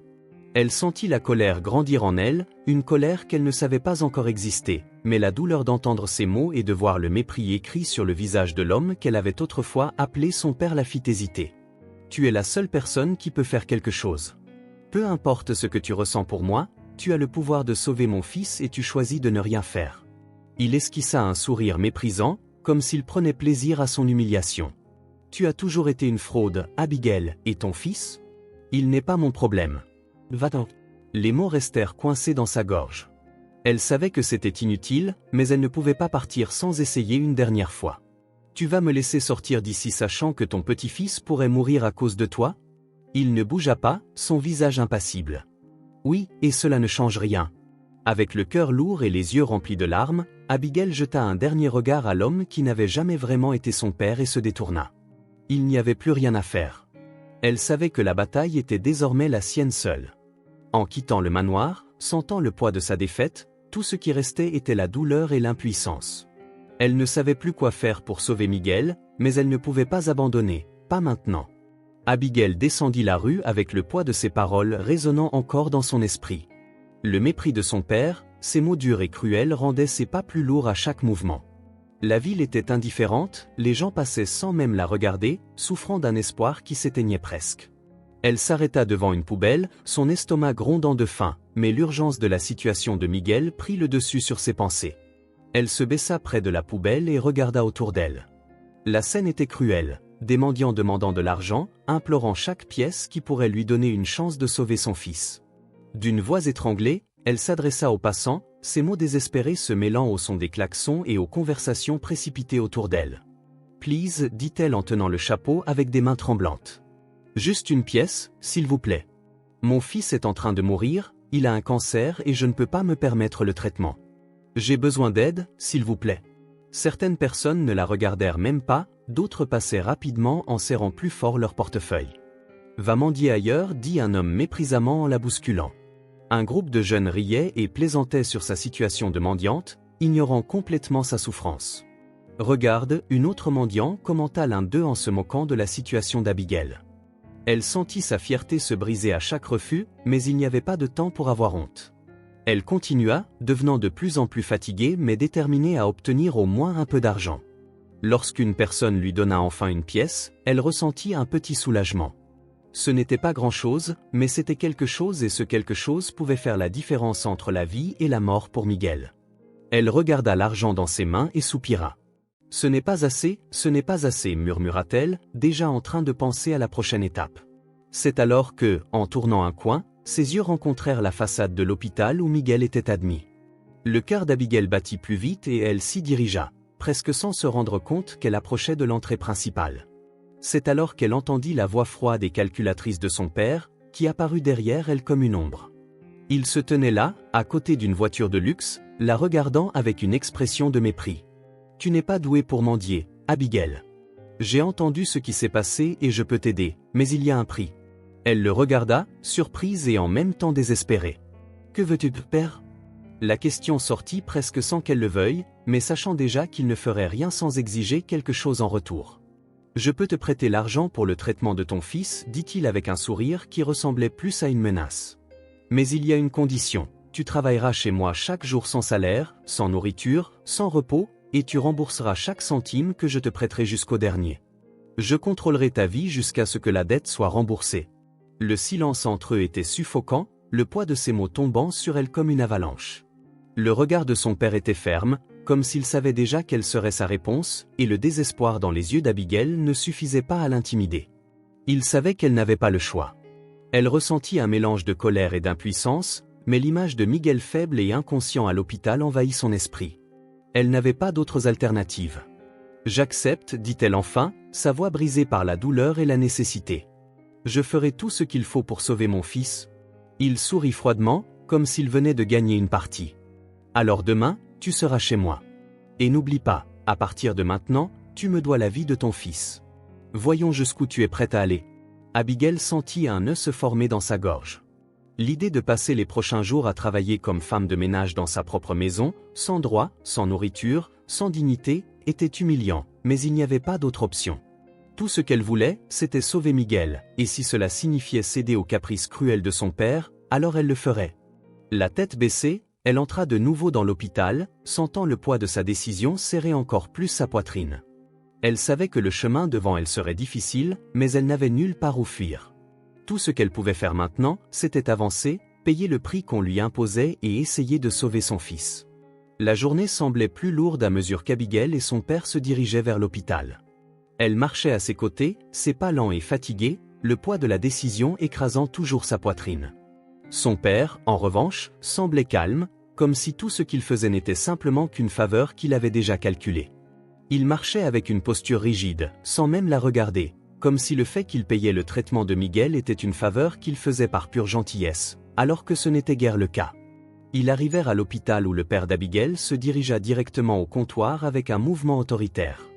Il sortit un billet de haute valeur de son portefeuille et le tendit à la réceptionniste. « C'est le paiement pour le traitement d'urgence d'un garçon, Miguel, le fils de cette femme, dit-il d'une voix imposante et arrogante. » La réceptionniste, sans même prendre la peine de le regarder directement, prit l'argent avec un regard désapprobateur et fit ce qui était nécessaire. « Le traitement commencera maintenant, l'équipe médicale est déjà prête à procéder. » Elle ne regarda même pas Abigail, et l'indifférence de la situation était comme une lame froide coupant ses espoirs.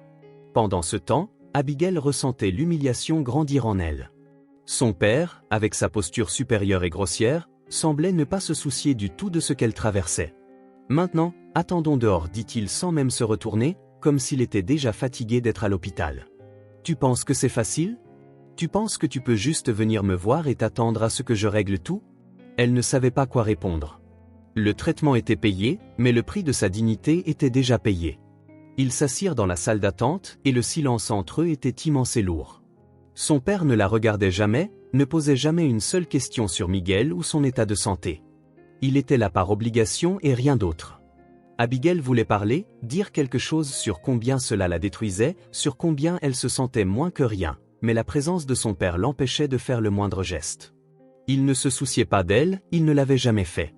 Tout ce qu'il faisait était de penser à son propre ego, de maintenir le contrôle, et cette indifférence la blessait plus que n'importe quelle insulte. « Tu aurais dû mieux te comporter dans la vie, Abigail, dit-il, brisant le silence sans vraiment la regarder.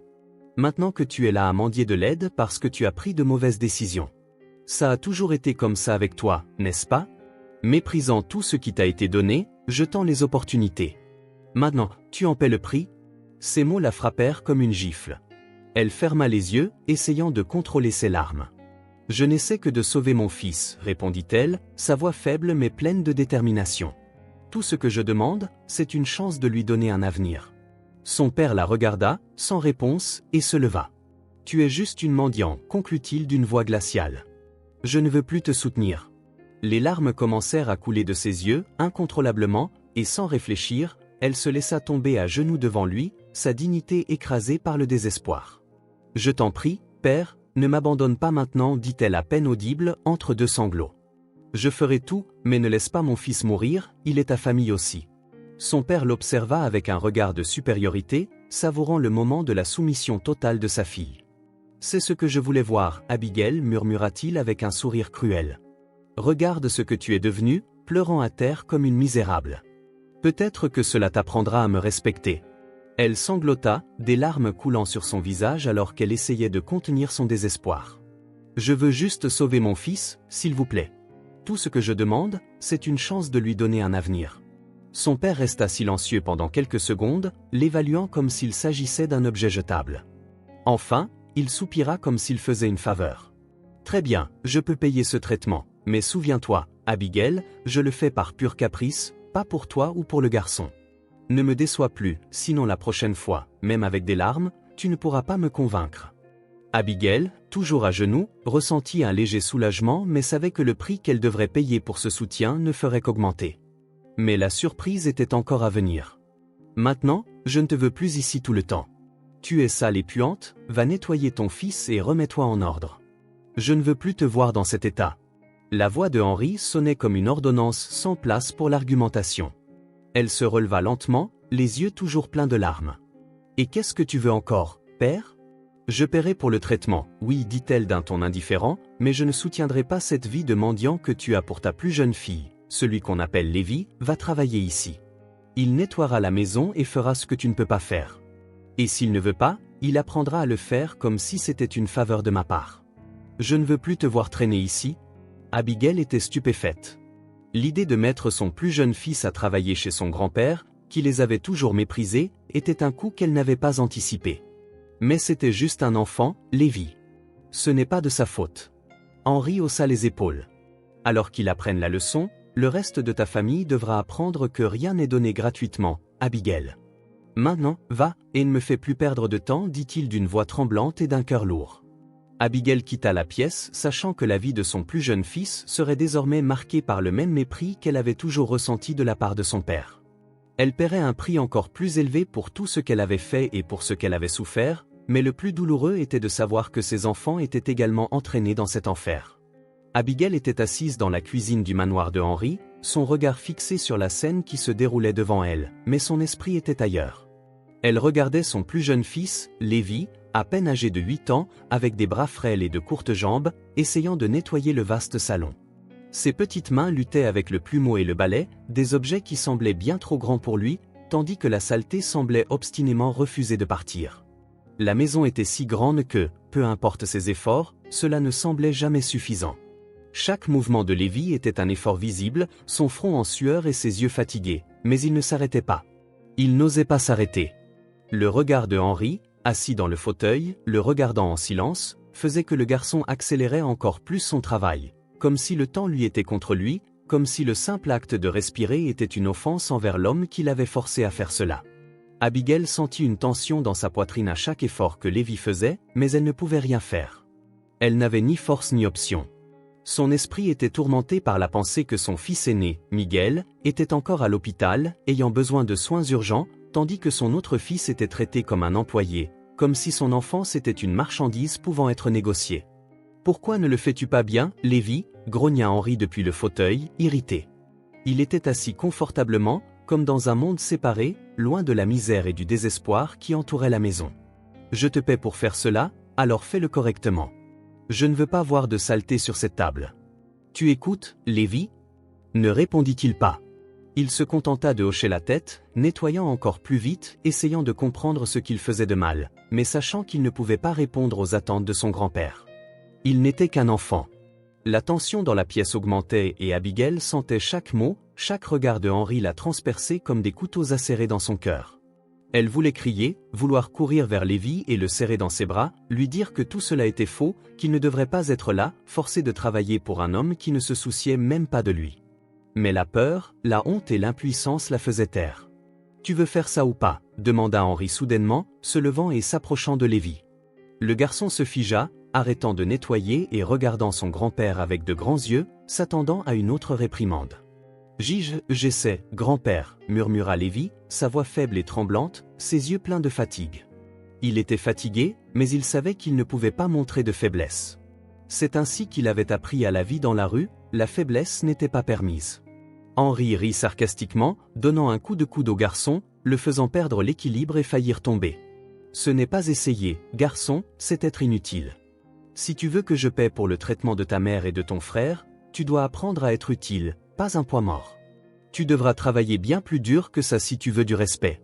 Ici, et franchement, je ne vois pas beaucoup de valeur en toi ou en ta mère. » Abigail se leva instinctivement, voulant protéger Lévi, mais une force invisible la retenait sur place. Elle se sentait comme si elle était dans une prison de verre, regardant son plus jeune fils être humilié sous ses yeux, incapable de faire quoi que ce soit pour l'arrêter. Les pleurs étouffés de Lévi étaient comme un coup de poing dans son estomac. Il ne voulait pas être traité ainsi, il ne voulait pas être là, mais il ne savait pas où aller, comment se libérer de ce cauchemar. « Debout et finis ce travail » cria Henri en pointant le mur où il restait encore un peu de saleté. « Je ne te paie pas pour te reposer. Je veux que cette maison brille d'ici la fin de la journée. » Lévi, regarde ta mère, un regard silencieux qui en disait plus que n'importe quel mot. Il ne comprenait pas pourquoi il devait faire cela, mais il savait que sa mère ne pouvait rien faire. Il ressentait un poids si lourd sur ses épaules, un poids qui n'appartenait pas à un enfant mais qui avait été placé là sans sa permission. Abigail, le cœur lourd et brisé, baissa la tête. Elle voulait crier, vouloir être plus forte, mais n'avait pas la force. Elle regarda le garçon avec des yeux vitreux de fatigue et d'humiliation, sachant que rien ne serait plus jamais pareil.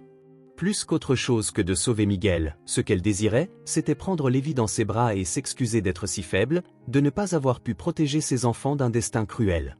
La pièce était remplie de silence, mais les pleurs étouffés de Lévi semblaient résonner dans les murs. Abigail ferma les yeux, sentant la douleur de l'impuissance serrer encore plus son cœur. La vie de ses enfants se déchiquetait devant elle et elle ne savait pas jusqu'où elle pourrait aller pour mettre fin à cette humiliation. À chaque mouvement, chaque mot de Henri, elle se sentait de plus en plus perdue, mais elle savait que le pire restait à venir. Abigail, le visage marqué par la douleur et le cœur lourd de culpabilité, ne put plus retenir ses paroles.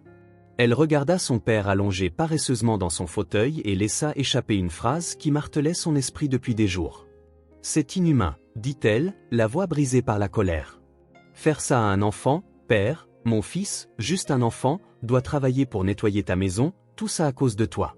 Tu penses vraiment que c'est juste ?» Henri, sans même bouger, baissa son journal et la regarda avec un sourire méprisant. Son regard froid était aussi tranchant que ses mots. « Ce qui est inhumain, c'est ta mère, Abigail, » répondit-il avec une acuité qui glaça presque la pièce. « Quand je t'ai eu, je savais qu'il y avait une très forte probabilité de transmettre le cancer génétique à mes enfants, mais je m'en souciais peu. Tu as toujours voulu avoir des enfants, même en sachant qu'un jour quelqu'un devrait en payer le prix. Et quand tu as décidé de quitter la maison à cause des dettes que tu as toi-même causées, je savais que cela arriverait un jour. » Abigail frissonna, sa main se portant à sa bouche comme pour retenir des mots qui l'étouffaient presque. « Tu savais toujours ?» demanda-t-elle, l'incrédulité envahissant sa voix. « Tu savais toujours qu'un de nous aurait le cancer, que ce serait mon fils, et tu n'as jamais rien fait, Henri. » Henri se leva lentement, la face encore plus froide et palpable. Il fit un pas vers Abigail qui resta immobile, tout son corps tendu par la tension croissante. « Bien sûr que je savais, » dit-il avec un calme terrifiant. « Je ne l'ai jamais dit, mais je savais que ta mère avait une bombe dans son corps et que toi, tu étais la bombe à retardement. Quand tu es sorti dans la rue pour échapper à tes dettes, je savais que le pire arriverait. Je ne savais pas lequel de vous ce serait, mais je savais que quelqu'un aurait le cancer, et maintenant nous y voilà. Le destin s'est occupé de te faire payer ton irresponsabilité. » Ces mots coupèrent Abigail comme un couteau. Elle essaya de respirer profondément, tentant de comprendre ce qu'elle venait d'entendre, mais tout en elle semblait s'effondrer. « Et maintenant tu veux tout me reprocher, tu veux me déclarer coupable de tout. Ce n'est pas ma faute, Abigail. » Henri continua, la colère prenant le dessus. « La faute, c'est la vôtre, à toi et à ta mère. Vous avez toutes les deux du mauvais sang, c'est ce qui vous a amené ici. Ton fils n'est pas à blâmer, mais toi, oui. Tu l'as toujours été. » Le sol semblait disparaître sous les pieds d'Abigail. Le désespoir la consumait, mais la colère était encore plus grande. Elle serra les poings, sentant la chaleur des larmes brûler son visage. « Tu es dégoûtante, » murmura-t-elle, la voix à peine audible. « Tu n'as jamais su ce que ça signifie d'être un vrai père. » Henri sourit simplement, sans émotion, comme s'il avait dit quelque chose de tout à fait normal. « C'est Abigail. Au final, tu n'as jamais pu gérer les conséquences de tes propres choix, et maintenant, si tu penses que j'aurai des remords, tu te trompes lourdement. » Le silence qui suivit était lourd, chargé de ressentiment et de rancœur. Abigail, les mains tremblantes, sentit un frisson la traverser. Elle ne savait plus quoi faire ni quoi penser. L'homme qui aurait dû être son père était loin d'être quelqu'un en qui elle pouvait avoir confiance ou même respecter. « Tu vas laisser mon fils mourir ?» demanda-t-elle, sa voix faiblissant, mêlant colère et désespoir. « Tout ce que tu veux, c'est ton orgueil et ton pouvoir. Ni ma douleur ni celle de Miguel ne signifient rien pour toi. Peu importe combien je supplie, combien je souffre pour toi, tout est une question de contrôle. Je ne suis rien de plus qu'une pièce jetable dans ton jeu sale. Henri, confortablement assis dans le fauteuil, rit simplement. Son rire était froid et vide, comme le son de quelqu'un qui s'était déjà détaché de toute humanité. Rien d'autre n'est pertinent, Abigail. Rien d'autre maintenant. Toi et tes enfants n'êtes que des pions dans mon jeu, et comme dans tout jeu, les pions vont et viennent. Si tu penses que je me soucie de ce qui leur arrive, tu te trompes lourdement. Abigail se retrouva à genoux sur le sol, la douleur se mêlant à la rage, avalant tout reste de fierté qu'elle avait. J'ai déjà tout perdu, Henri. Ma dignité, mon espoir, ma famille, et maintenant tu me dis que même la vie de mon fils ne compte pas pour toi. Elle le regarda avec des yeux remplis de larmes mais aussi d'une fureur brûlante. Je suis faite de tes choix et maintenant tu veux me détruire complètement, me rendre encore plus désespérée en m'arrachant la dernière chance que j'avais de sauver Miguel. Henri croisa les jambes, son regard vide et calculateur.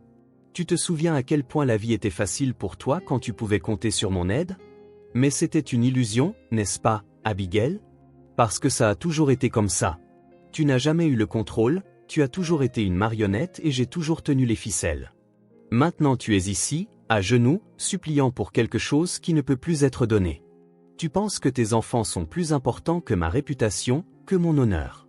J'ai déjà décidé et tes larmes ne changeront rien.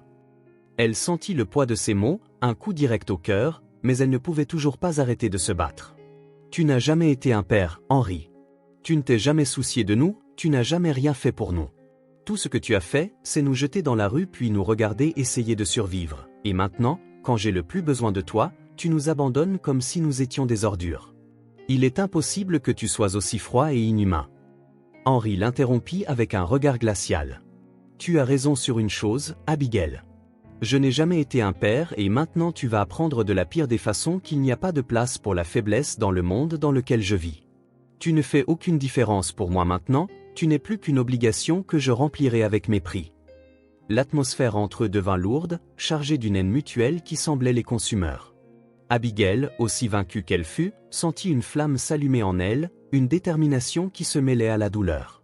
Elle se battait toujours pour Miguel, mais elle sentait qu'elle affrontait une bataille perdue, non seulement contre le cancer de son fils, mais aussi contre la cruauté de son propre père. « Tu n'as jamais compris ce que ça signifie d'être une mère, Henri » murmura-t-elle, la voix brisée par l'émotion. « Tu n'as jamais ressenti ce que c'est d'aimer quelqu'un de tout ton être, de toute ton âme. C'est quelque chose que tu ne comprendras jamais. Je ne sais pas ce que l'avenir me réserve, mais une chose est certaine. Je n'abandonnerai jamais d'essayer de sauver Miguel, même si cela signifie t'affronter. » Son propre père, Henri, la regarda un instant, son attitude imperturbable, mais une ombre de colère passa brièvement dans ses yeux. « Je t'avais prévenu, Abigail. Tu vas le regretter. Tu verras que ce jeu est loin d'être terminé. Ne t'attends pas à avoir une seconde chance et souviens-toi que tu as choisi d'être faible. Maintenant, tu devras vivre avec les conséquences. » Avec ces mots tranchants, il se leva et partit, laissant Abigail seule, consumée par la souffrance et la révolte. Elle savait qu'elle allait devoir affronter une bataille encore plus difficile et que rien, pas même sa foi inébranlable, ne pourrait arrêter la haine que Henri éprouvait pour elle. Elle ne savait pas comment, mais elle devrait trouver un moyen de sauver Miguel, même si cela signifiait faire face à la destruction totale de tout ce qui lui restait. Alors qu'Abigail se remettait de ses paroles et de l'humiliation qu'elle venait de subir, un lourd silence remplit la pièce. Elle entendit les pas prudents de Lévi, son plus jeune fils, approcher. Il entra, ses grands yeux confus comme si quelque chose le pesait.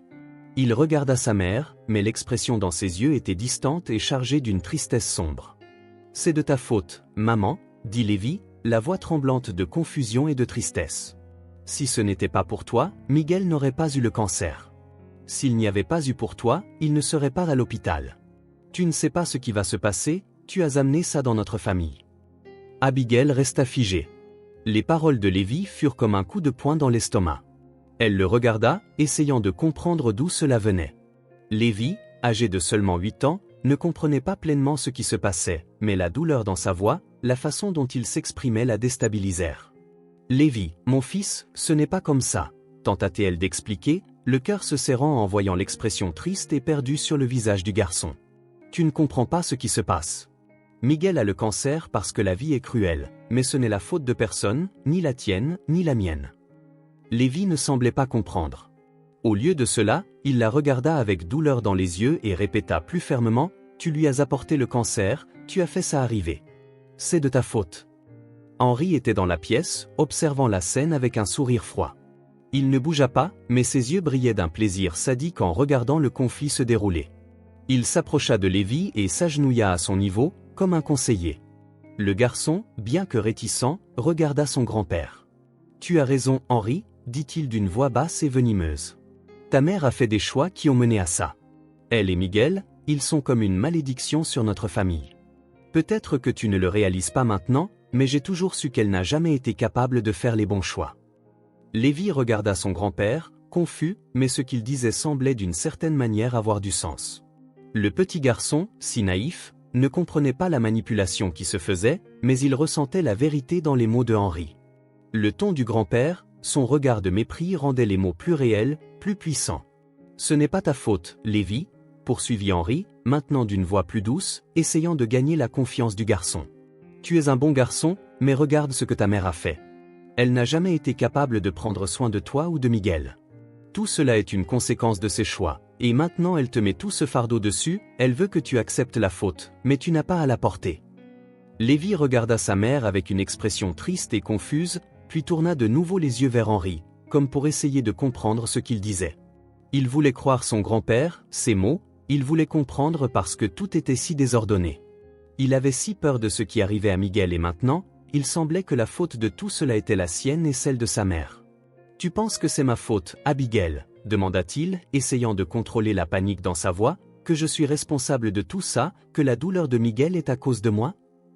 Henri la regarda avec un sourire victorieux. « C'est exactement ça, Abigail.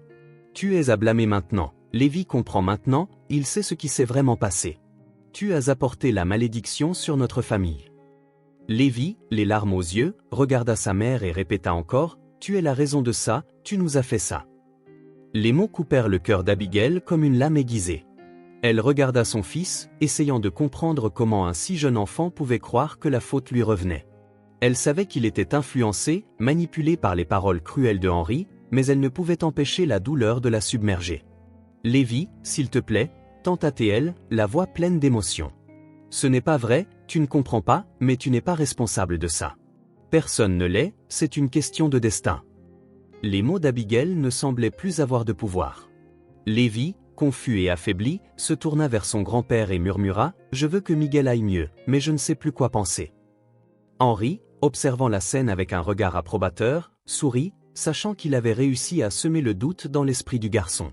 Il avait fait croire à Lévi que tout ce qui se passait était la faute de sa mère, et maintenant il détruisait lentement la confiance qui existait entre eux. Abigail regarda son fils, le cœur brisé. Elle savait qu'à ce moment-là, elle avait perdu quelque chose de très précieux, la confiance de Lévi. Son innocence et la culpabilité de tout cela semblaient maintenant peser beaucoup plus que toute autre douleur qu'elle avait jamais ressentie. Elle avait l'impression de perdre ses enfants d'une manière encore plus douloureuse que la maladie de Miguel. Elle savait qu'elle devait agir rapidement avant qu'Henri ne puisse empoisonner davantage l'esprit de Lévi, mais dans sa situation, sans soutien et sans force, elle se trouvait de plus en plus impuissante face à tout ce qui se passait. Abigail, le cœur lourd et la colère grandissante, regarda Lévi qui semblait maintenant perdu, avec un regard vide et une expression de profonde tristesse. Elle sentit une boule dans la gorge mais n'eut pas la force de se disputer davantage avec Henri ou d'expliquer quoi que ce soit au garçon. Il était manipulé et elle le savait, mais à ce moment-là, elle sentit que la dernière chose qu'il lui restait à faire était de partir. La douleur était immense, mais il n'y avait plus de mots qui pouvaient l'atteindre. « J'irai voir Miguel, » dit Abigail, essayant de cacher la panique qui commençait à la submerger. « Reste ici, je ne partirai pas. » Elle ne savait pas quoi dire d'autre. Elle ne savait pas comment faire voir à son plus jeune fils la vérité. D'un pas lourd, elle quitta la pièce, laissant derrière elle cet environnement lourd et étouffant où la culpabilité et la manipulation avaient désormais pris le dessus.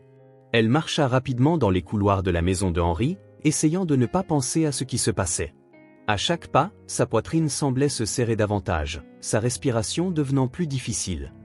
Lorsqu'elle arriva enfin à l'hôpital, ses pensées étaient confuses, un tourbillon de sentiments. Elle se précipita vers la chambre où se trouvait Miguel, le cœur battant la chamade. Chaque couloir semblait plus long, chaque pas plus lourd. Elle atteignit la porte de la chambre et sa main hésita avant de tourner la poignée. « quelque chose en elle craignait déjà le pire.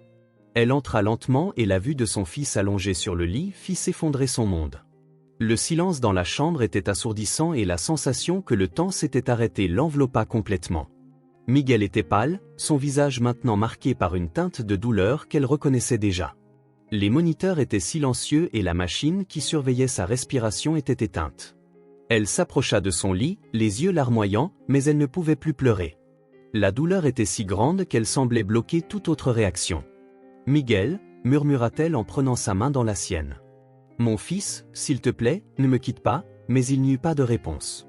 Le garçon qui pleurait toujours de peur de la mort, le même garçon qui souffrait silencieusement dans le lit d'hôpital, était maintenant silencieux, immobile, sa petite main ne bougeant plus dans la sienne.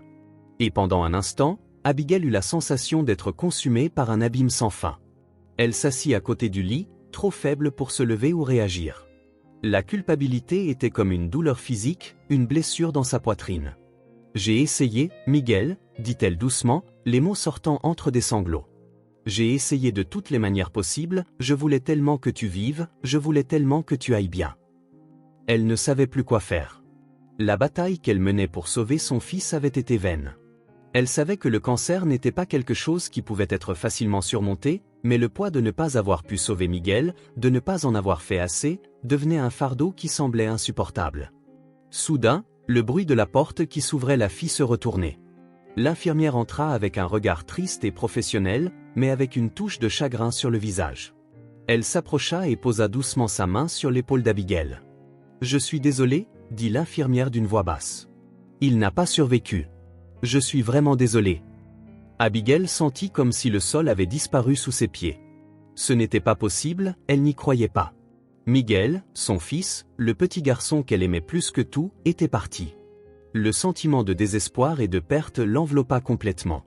Elle baissa la tête, les épaules secouées par la douleur, et se laissa submerger. « J'ai échoué » murmura Abigail, les larmes coulant sans cesse. « J'ai échoué, Miguel, je n'ai pas pu. » Le silence de la chambre semblait tout recouvrir.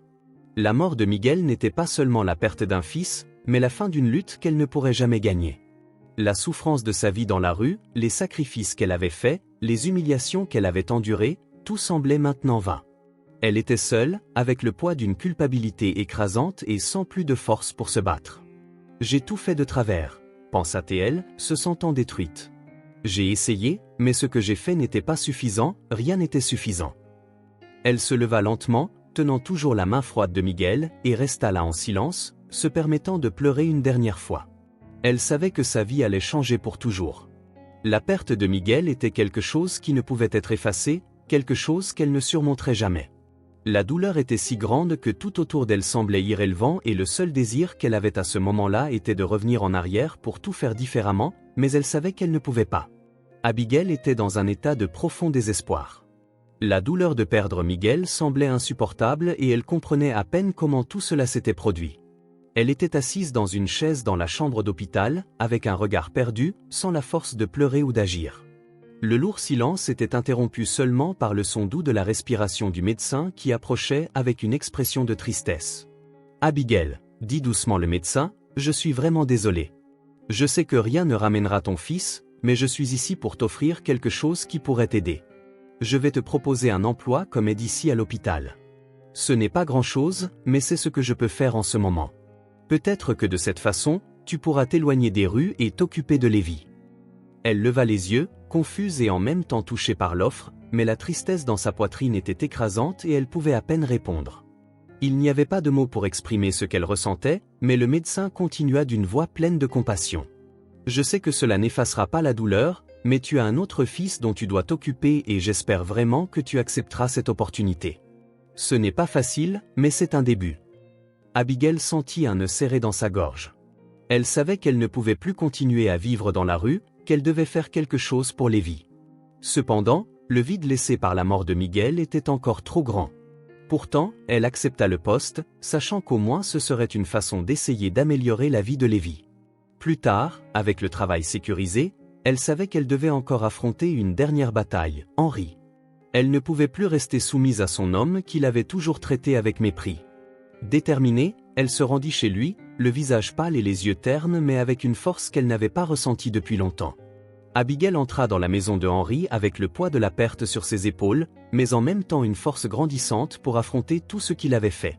L'environnement froid et luxueux de la maison de son père semblait encore plus étouffant maintenant qu'elle portait la douleur de la mort de Miguel. Chaque pas résonnait comme un rappel de combien elle se sentait petite face à tout ce qu'il représentait. Henry était assis dans son fauteuil préféré, un verre de whisky à la main et les pieds sur un repose-pied. Lorsqu'il la vit entrer, il ne fut pas surpris, il savait déjà ce qu'elle voulait. Mais son sourire cruel indiquait qu'il sentait qu'il avait le contrôle de la situation. « Tu es venu mendier encore une fois, Abigail, dit-il d'un ton sadique. Je t'ai donné la chance de sauver ton fils, mais tu as échoué. Maintenant, qu'as-tu d'autre à offrir ? Miguel est mort, dit-elle, la voix faible mais remplie de colère.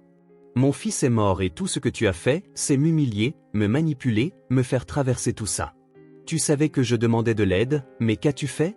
Tu as ri de notre douleur. Henry leva un sourcil, surpris par son intensité, mais se remit rapidement. Non, il est mort. Je ne suis pas surpris. Comme je te l'ai dit avant, il était faible. Le cancer n'a aucune pitié. Rien ne changera maintenant, tu es tellement aveuglé par ton orgueil, père. Abigail murmura presque en chuchotant, mais la colère dans ses yeux était visible. Je me suis humilié devant toi, je me suis dégradé, j'ai fait tout ce que tu as demandé. J'ai travaillé comme une esclave dans ta maison, supplié pour sauver mon fils et maintenant il est mort. Mais la faute est mienne, n'est-ce pas, comme tu l'as toujours voulu ? Henry rit d'un rire bas et presque satisfait. La faute incombe à tout le monde, Abigail. Ta mère savait que tu avais la même prédisposition génétique. Elle a toujours su qu'un de ses enfants mourrait jeune, mais tu as préféré me blâmer pour tout. Regarde où cela t'a mené. Tu ne vas plus rien me donner d'autre. Je ne suis plus ton esclave. Abigail répondit fermement, plus déterminée. Je n'ai plus Miguel et je ne ferai plus ce que tu veux. Je me suis assez humilié. Maintenant, que vas-tu faire ? Tu vas me renvoyer encore une fois ? Tu vas tout jeter sur mon visage ? Henry resta silencieux un moment, la fixant. Il n'aimait clairement pas être défié, surtout par sa propre fille. Mais au lieu de se mettre en colère, un sourire malveillant apparut sur son visage. Tu penses pouvoir simplement sortir de ma vie comme ça ? Tu me dois, Abigail. Tu continueras à travailler pour moi. Je t'ai donné une chance de sauver ton fils et tu as échoué. Maintenant, paye le prix. Je ne te laisserai pas partir sans payer pour tout ce que tu as fait. Je ne suis pas ton employeur, je ne nettoierai plus jamais ta maison. Miguel est mort, et ça ne fera pas de moi ton esclave. Elle le dévisagea, le cœur lourd mais avec une force renouvelée. Tu veux que je travaille pour toi ? Alors prends ta richesse et garde-la pour toi, parce que je ne me humilierai plus. Le visage d'Henry devint rouge de colère. Il se leva du fauteuil, faisant un pas menaçant vers Abigail. Tu demandes à être écrasée, Abigail. Tu regretteras d'avoir défié la seule personne qui peut encore faire quelque chose pour toi. Je vais te montrer ce qui arrive quand on se mêle de moi. Mais avant qu'il ne puisse faire un autre pas, quelque chose en Abigail céda. Elle était complètement brisée à l'intérieur, mais la colère contre tout ce qu'il avait fait la fit agir avec une force inattendue. Elle le poussa en arrière. Henry, surpris par la réaction, faillit presque tomber au sol. Elle le dévisagea avec des yeux enflammés de fureur. Tu penses pouvoir me contrôler avec de l'argent, avec du pouvoir ? Je t'ai défié. Je n'ai plus rien à perdre. Tu as tout perdu quand tu as laissé mon fils mourir, et maintenant tu peux garder ce qu'il te reste. Je ne m'humilierai plus pour un homme comme toi. Henry resta immobile, stupéfait par la force et le courage de sa fille. Il ne s'attendait pas à une réaction aussi intense. Abigail se retourna et quitta la porte, le laissant derrière elle, immobile et sans voix. Mais en quittant la maison de Henry, Abigail sentit qu'elle avait enfin fait la bonne chose. Elle était maintenant seule, mais ressentait un sentiment de soulagement en sachant qu'elle ne dépendait plus de son père. Elle était prête à se battre pour recommencer pour Lévi. Lorsqu'elle arriva à la porte de l'hôpital, il la regarda avec des yeux pleins d'espoir mais aussi avec le poids de la tristesse. Elle s'agenouilla devant lui, la douleur de la perte toujours présente, mais maintenant elle sentait qu'elle pouvait lui donner ce dont il avait besoin, de l'amour et de la stabilité. « Lévi, mon fils, je t'aime tellement. Je suis désolé, je sais que j'ai échoué, mais maintenant je vais tout faire correctement. Je vais travailler, je vais prendre soin de toi, quoi qu'il arrive. Nous ne traverserons plus ça ensemble, je te le promets. » Lévi la serra dans ses bras et elle sentit la chaleur et la force de son amour, comme s'il disait qu'après tout ce qui s'était passé, ils savaient toujours l'un pour l'autre. Elle se leva, ressentant une nouvelle détermination. Plus tard, aux funérailles de Miguel, Abigail s'excusa encore une fois auprès de Lévi. Elle savait qu'elle ne pouvait pas changer le passé, mais elle était prête à commencer un nouvel avenir. Elle honorerait la mémoire de Miguel, prendrait soin de Lévi et recommencerait. « Nous y arriverons, Lévi. Ensemble, nous surmonterons ça, dit-elle. Avec cela, Abigail savait que malgré toute la douleur et la perte, elle avait encore une chance de recommencer avec son fils, loin de l'ombre de Henri et de tout ce qu'il représentait. Les funérailles de Miguel se déroulèrent dans un silence épais, comme si même le vent s'était arrêté par respect pour la perte qui flottait dans l'air. Abigail s'assit à côté de Lévi, les yeux lourds de larmes qui, peu importe combien il voulait tomber, s'assurait de rester retenu. Chaque coin de la pièce semblait résonner de l'absence de son fils, le vide qui faisait désormais partie de sa réalité. Le cercueil était là, si froid et distant, et bien qu'elle soit entourée de quelques personnes, elle se sentait plus seule que jamais. Lévi, silencieux, pleurait, incapable de comprendre pleinement la totalité de ce qui s'était passé, ce qui n'avait fait qu'augmenter la douleur qui coupait le cœur d'Abigail. Elle le regarda, son petit, toujours si fragile et sans protection, et ressentit une profonde douleur dans sa poitrine. Comment ai-je pu en arriver là? Comment mes choix m'ont-ils mené ici? Les erreurs, les promesses brisées et la lutte constante contre un monde qui semblait vouloir me renverser à chaque pas. Tout cela pesait sur elle, mais au fond d'elle, elle savait qu'il y avait encore quelque chose qu'elle pouvait faire. Elle ne pouvait pas laisser l'héritage de Miguel être un héritage de douleur et de faiblesse. Au contraire, elle ferait de sa mémoire un phare qui la guiderait vers quelque chose de mieux. Elle ne céderait pas à la tristesse, pas encore.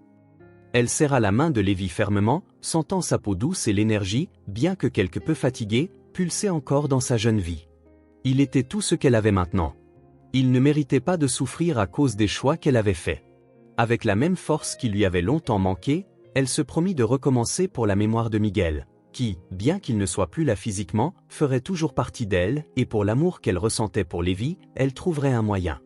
Alors que le silence prenait le dessus sur les funérailles, Abigail sentit une vague de détermination grandir en elle. La douleur ne la vaincrait pas, autant qu'elle avait échoué à de nombreux moments, c'était maintenant le moment de se battre.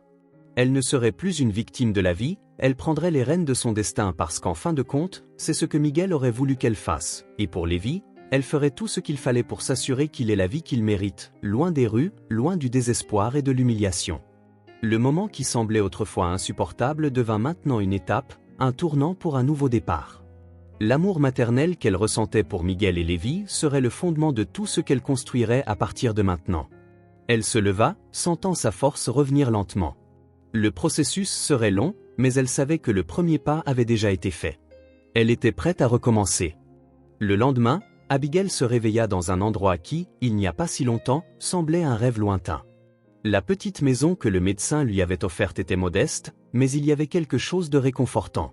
En ouvrant les yeux, elle ressentit une légèreté qu'elle n'avait pas ressentie depuis longtemps. Le silence, l'intimité, le sentiment d'avoir un foyer, même petit, faisaient germer une timide lueur d'espoir dans son cœur. La maison était simple, avec un plafond bas et un lit improvisé, mais pour elle et Lévi, c'était tout ce dont ils avaient besoin à ce moment-là. Elle se souvenait de la nuit précédente, quand, avec un poids immense dans le cœur, elle avait amené Lévi dans ce humble petit coin, ce qui semblait être une échappatoire temporaire des rues, un petit refuge qui les aiderait à recommencer. Le médecin, par sa générosité, avait trouvé un petit endroit où elle et Lévi pouvaient rester, un abri où ils pourraient vivre, au moins pour un moment. Elle regarda autour d'elle, essayant de traiter le fait que même avec la douleur de la perte de Miguel toujours si vivace en elle, quelque chose de bon émergeait silencieusement mais fermement. Elle se leva prudemment, presque silencieusement, pour ne pas réveiller Lévi qui dormait profondément à ses côtés. Son visage serein reflétait l'innocence et la pureté qui restaient encore en lui malgré tout ce qu'il avait déjà traversé. Elle le regarda un moment, un mélange d'amour et de tristesse. La douceur de son sommeil contrastait avec la tempête de sentiments à l'intérieur d'elle. Il ne savait toujours pas le poids que le monde pouvait imposer à un enfant, mais elle sentait qu'elle devait le protéger de tout cela, et maintenant plus que jamais, elle ne voulait pas le voir souffrir comme son frère avait souffert. Le travail comme aide à l'hôpital commencerait bientôt, mais pour l'instant, elle se sentait reconnaissante d'avoir quelque chose qu'elle n'aurait jamais imaginé avoir à nouveau, un endroit sûr pour se reposer. Même si c'était une maison simple, sans luxe ni confort, c'était une réussite modeste mais significative. Elle se permit de respirer profondément, ressentant la paix qui l'enveloppait, un souffle de soulagement qui semblait déjà si lointain dans sa vie. Le lit sur lequel elle se trouvait n'était pas le plus confortable et la maison elle-même était petite et exiguë, mais elle semblait toujours être un refuge comparé à ce qu'elle avait vécu dans les rues. Parfois, c'était dans les petites choses que la vie surprenait, comme la douce lumière du matin qui filtrait à travers la fenêtre cassée, faisant danser les ombres sur les murs. Le silence de la maison l'enveloppait, pendant un instant, le monde extérieur semblait si loin. Elle sentit une vague de gratitude envahir son cœur, un nouveau sentiment pour elle, chargé d'émotions conflictuelles. Elle ne savait pas ce que l'avenir lui réservait, mais au moins maintenant, elle avait une base, un point de départ, un espace où elle pourrait construire quelque chose pour elle et Lévi, quelque chose de réel, loin de ces rues froides et impitoyables. Lévi n'était pas encore réveillée et elle resta là quelques minutes, perdue dans ses pensées, réfléchissant à combien être mère avait signifié tant de souffrances, tant de nuits d'incertitude, tant de larmes versées. La douleur de perdre Miguel tenait encore son âme, mais il y avait quelque chose de plus maintenant, son espoir, aussi fragile qu'une flamme essayant de résister au vent. Elle savait que la vie d'un être humain était imprévisible et souvent cruelle, mais maintenant elle avait une chance de recommencer. Elle voulait donner à Lévi ce qu'elle n'avait jamais pu donner à Miguel, l'opportunité de vivre sans le poids de tant de douleur et d'abandon.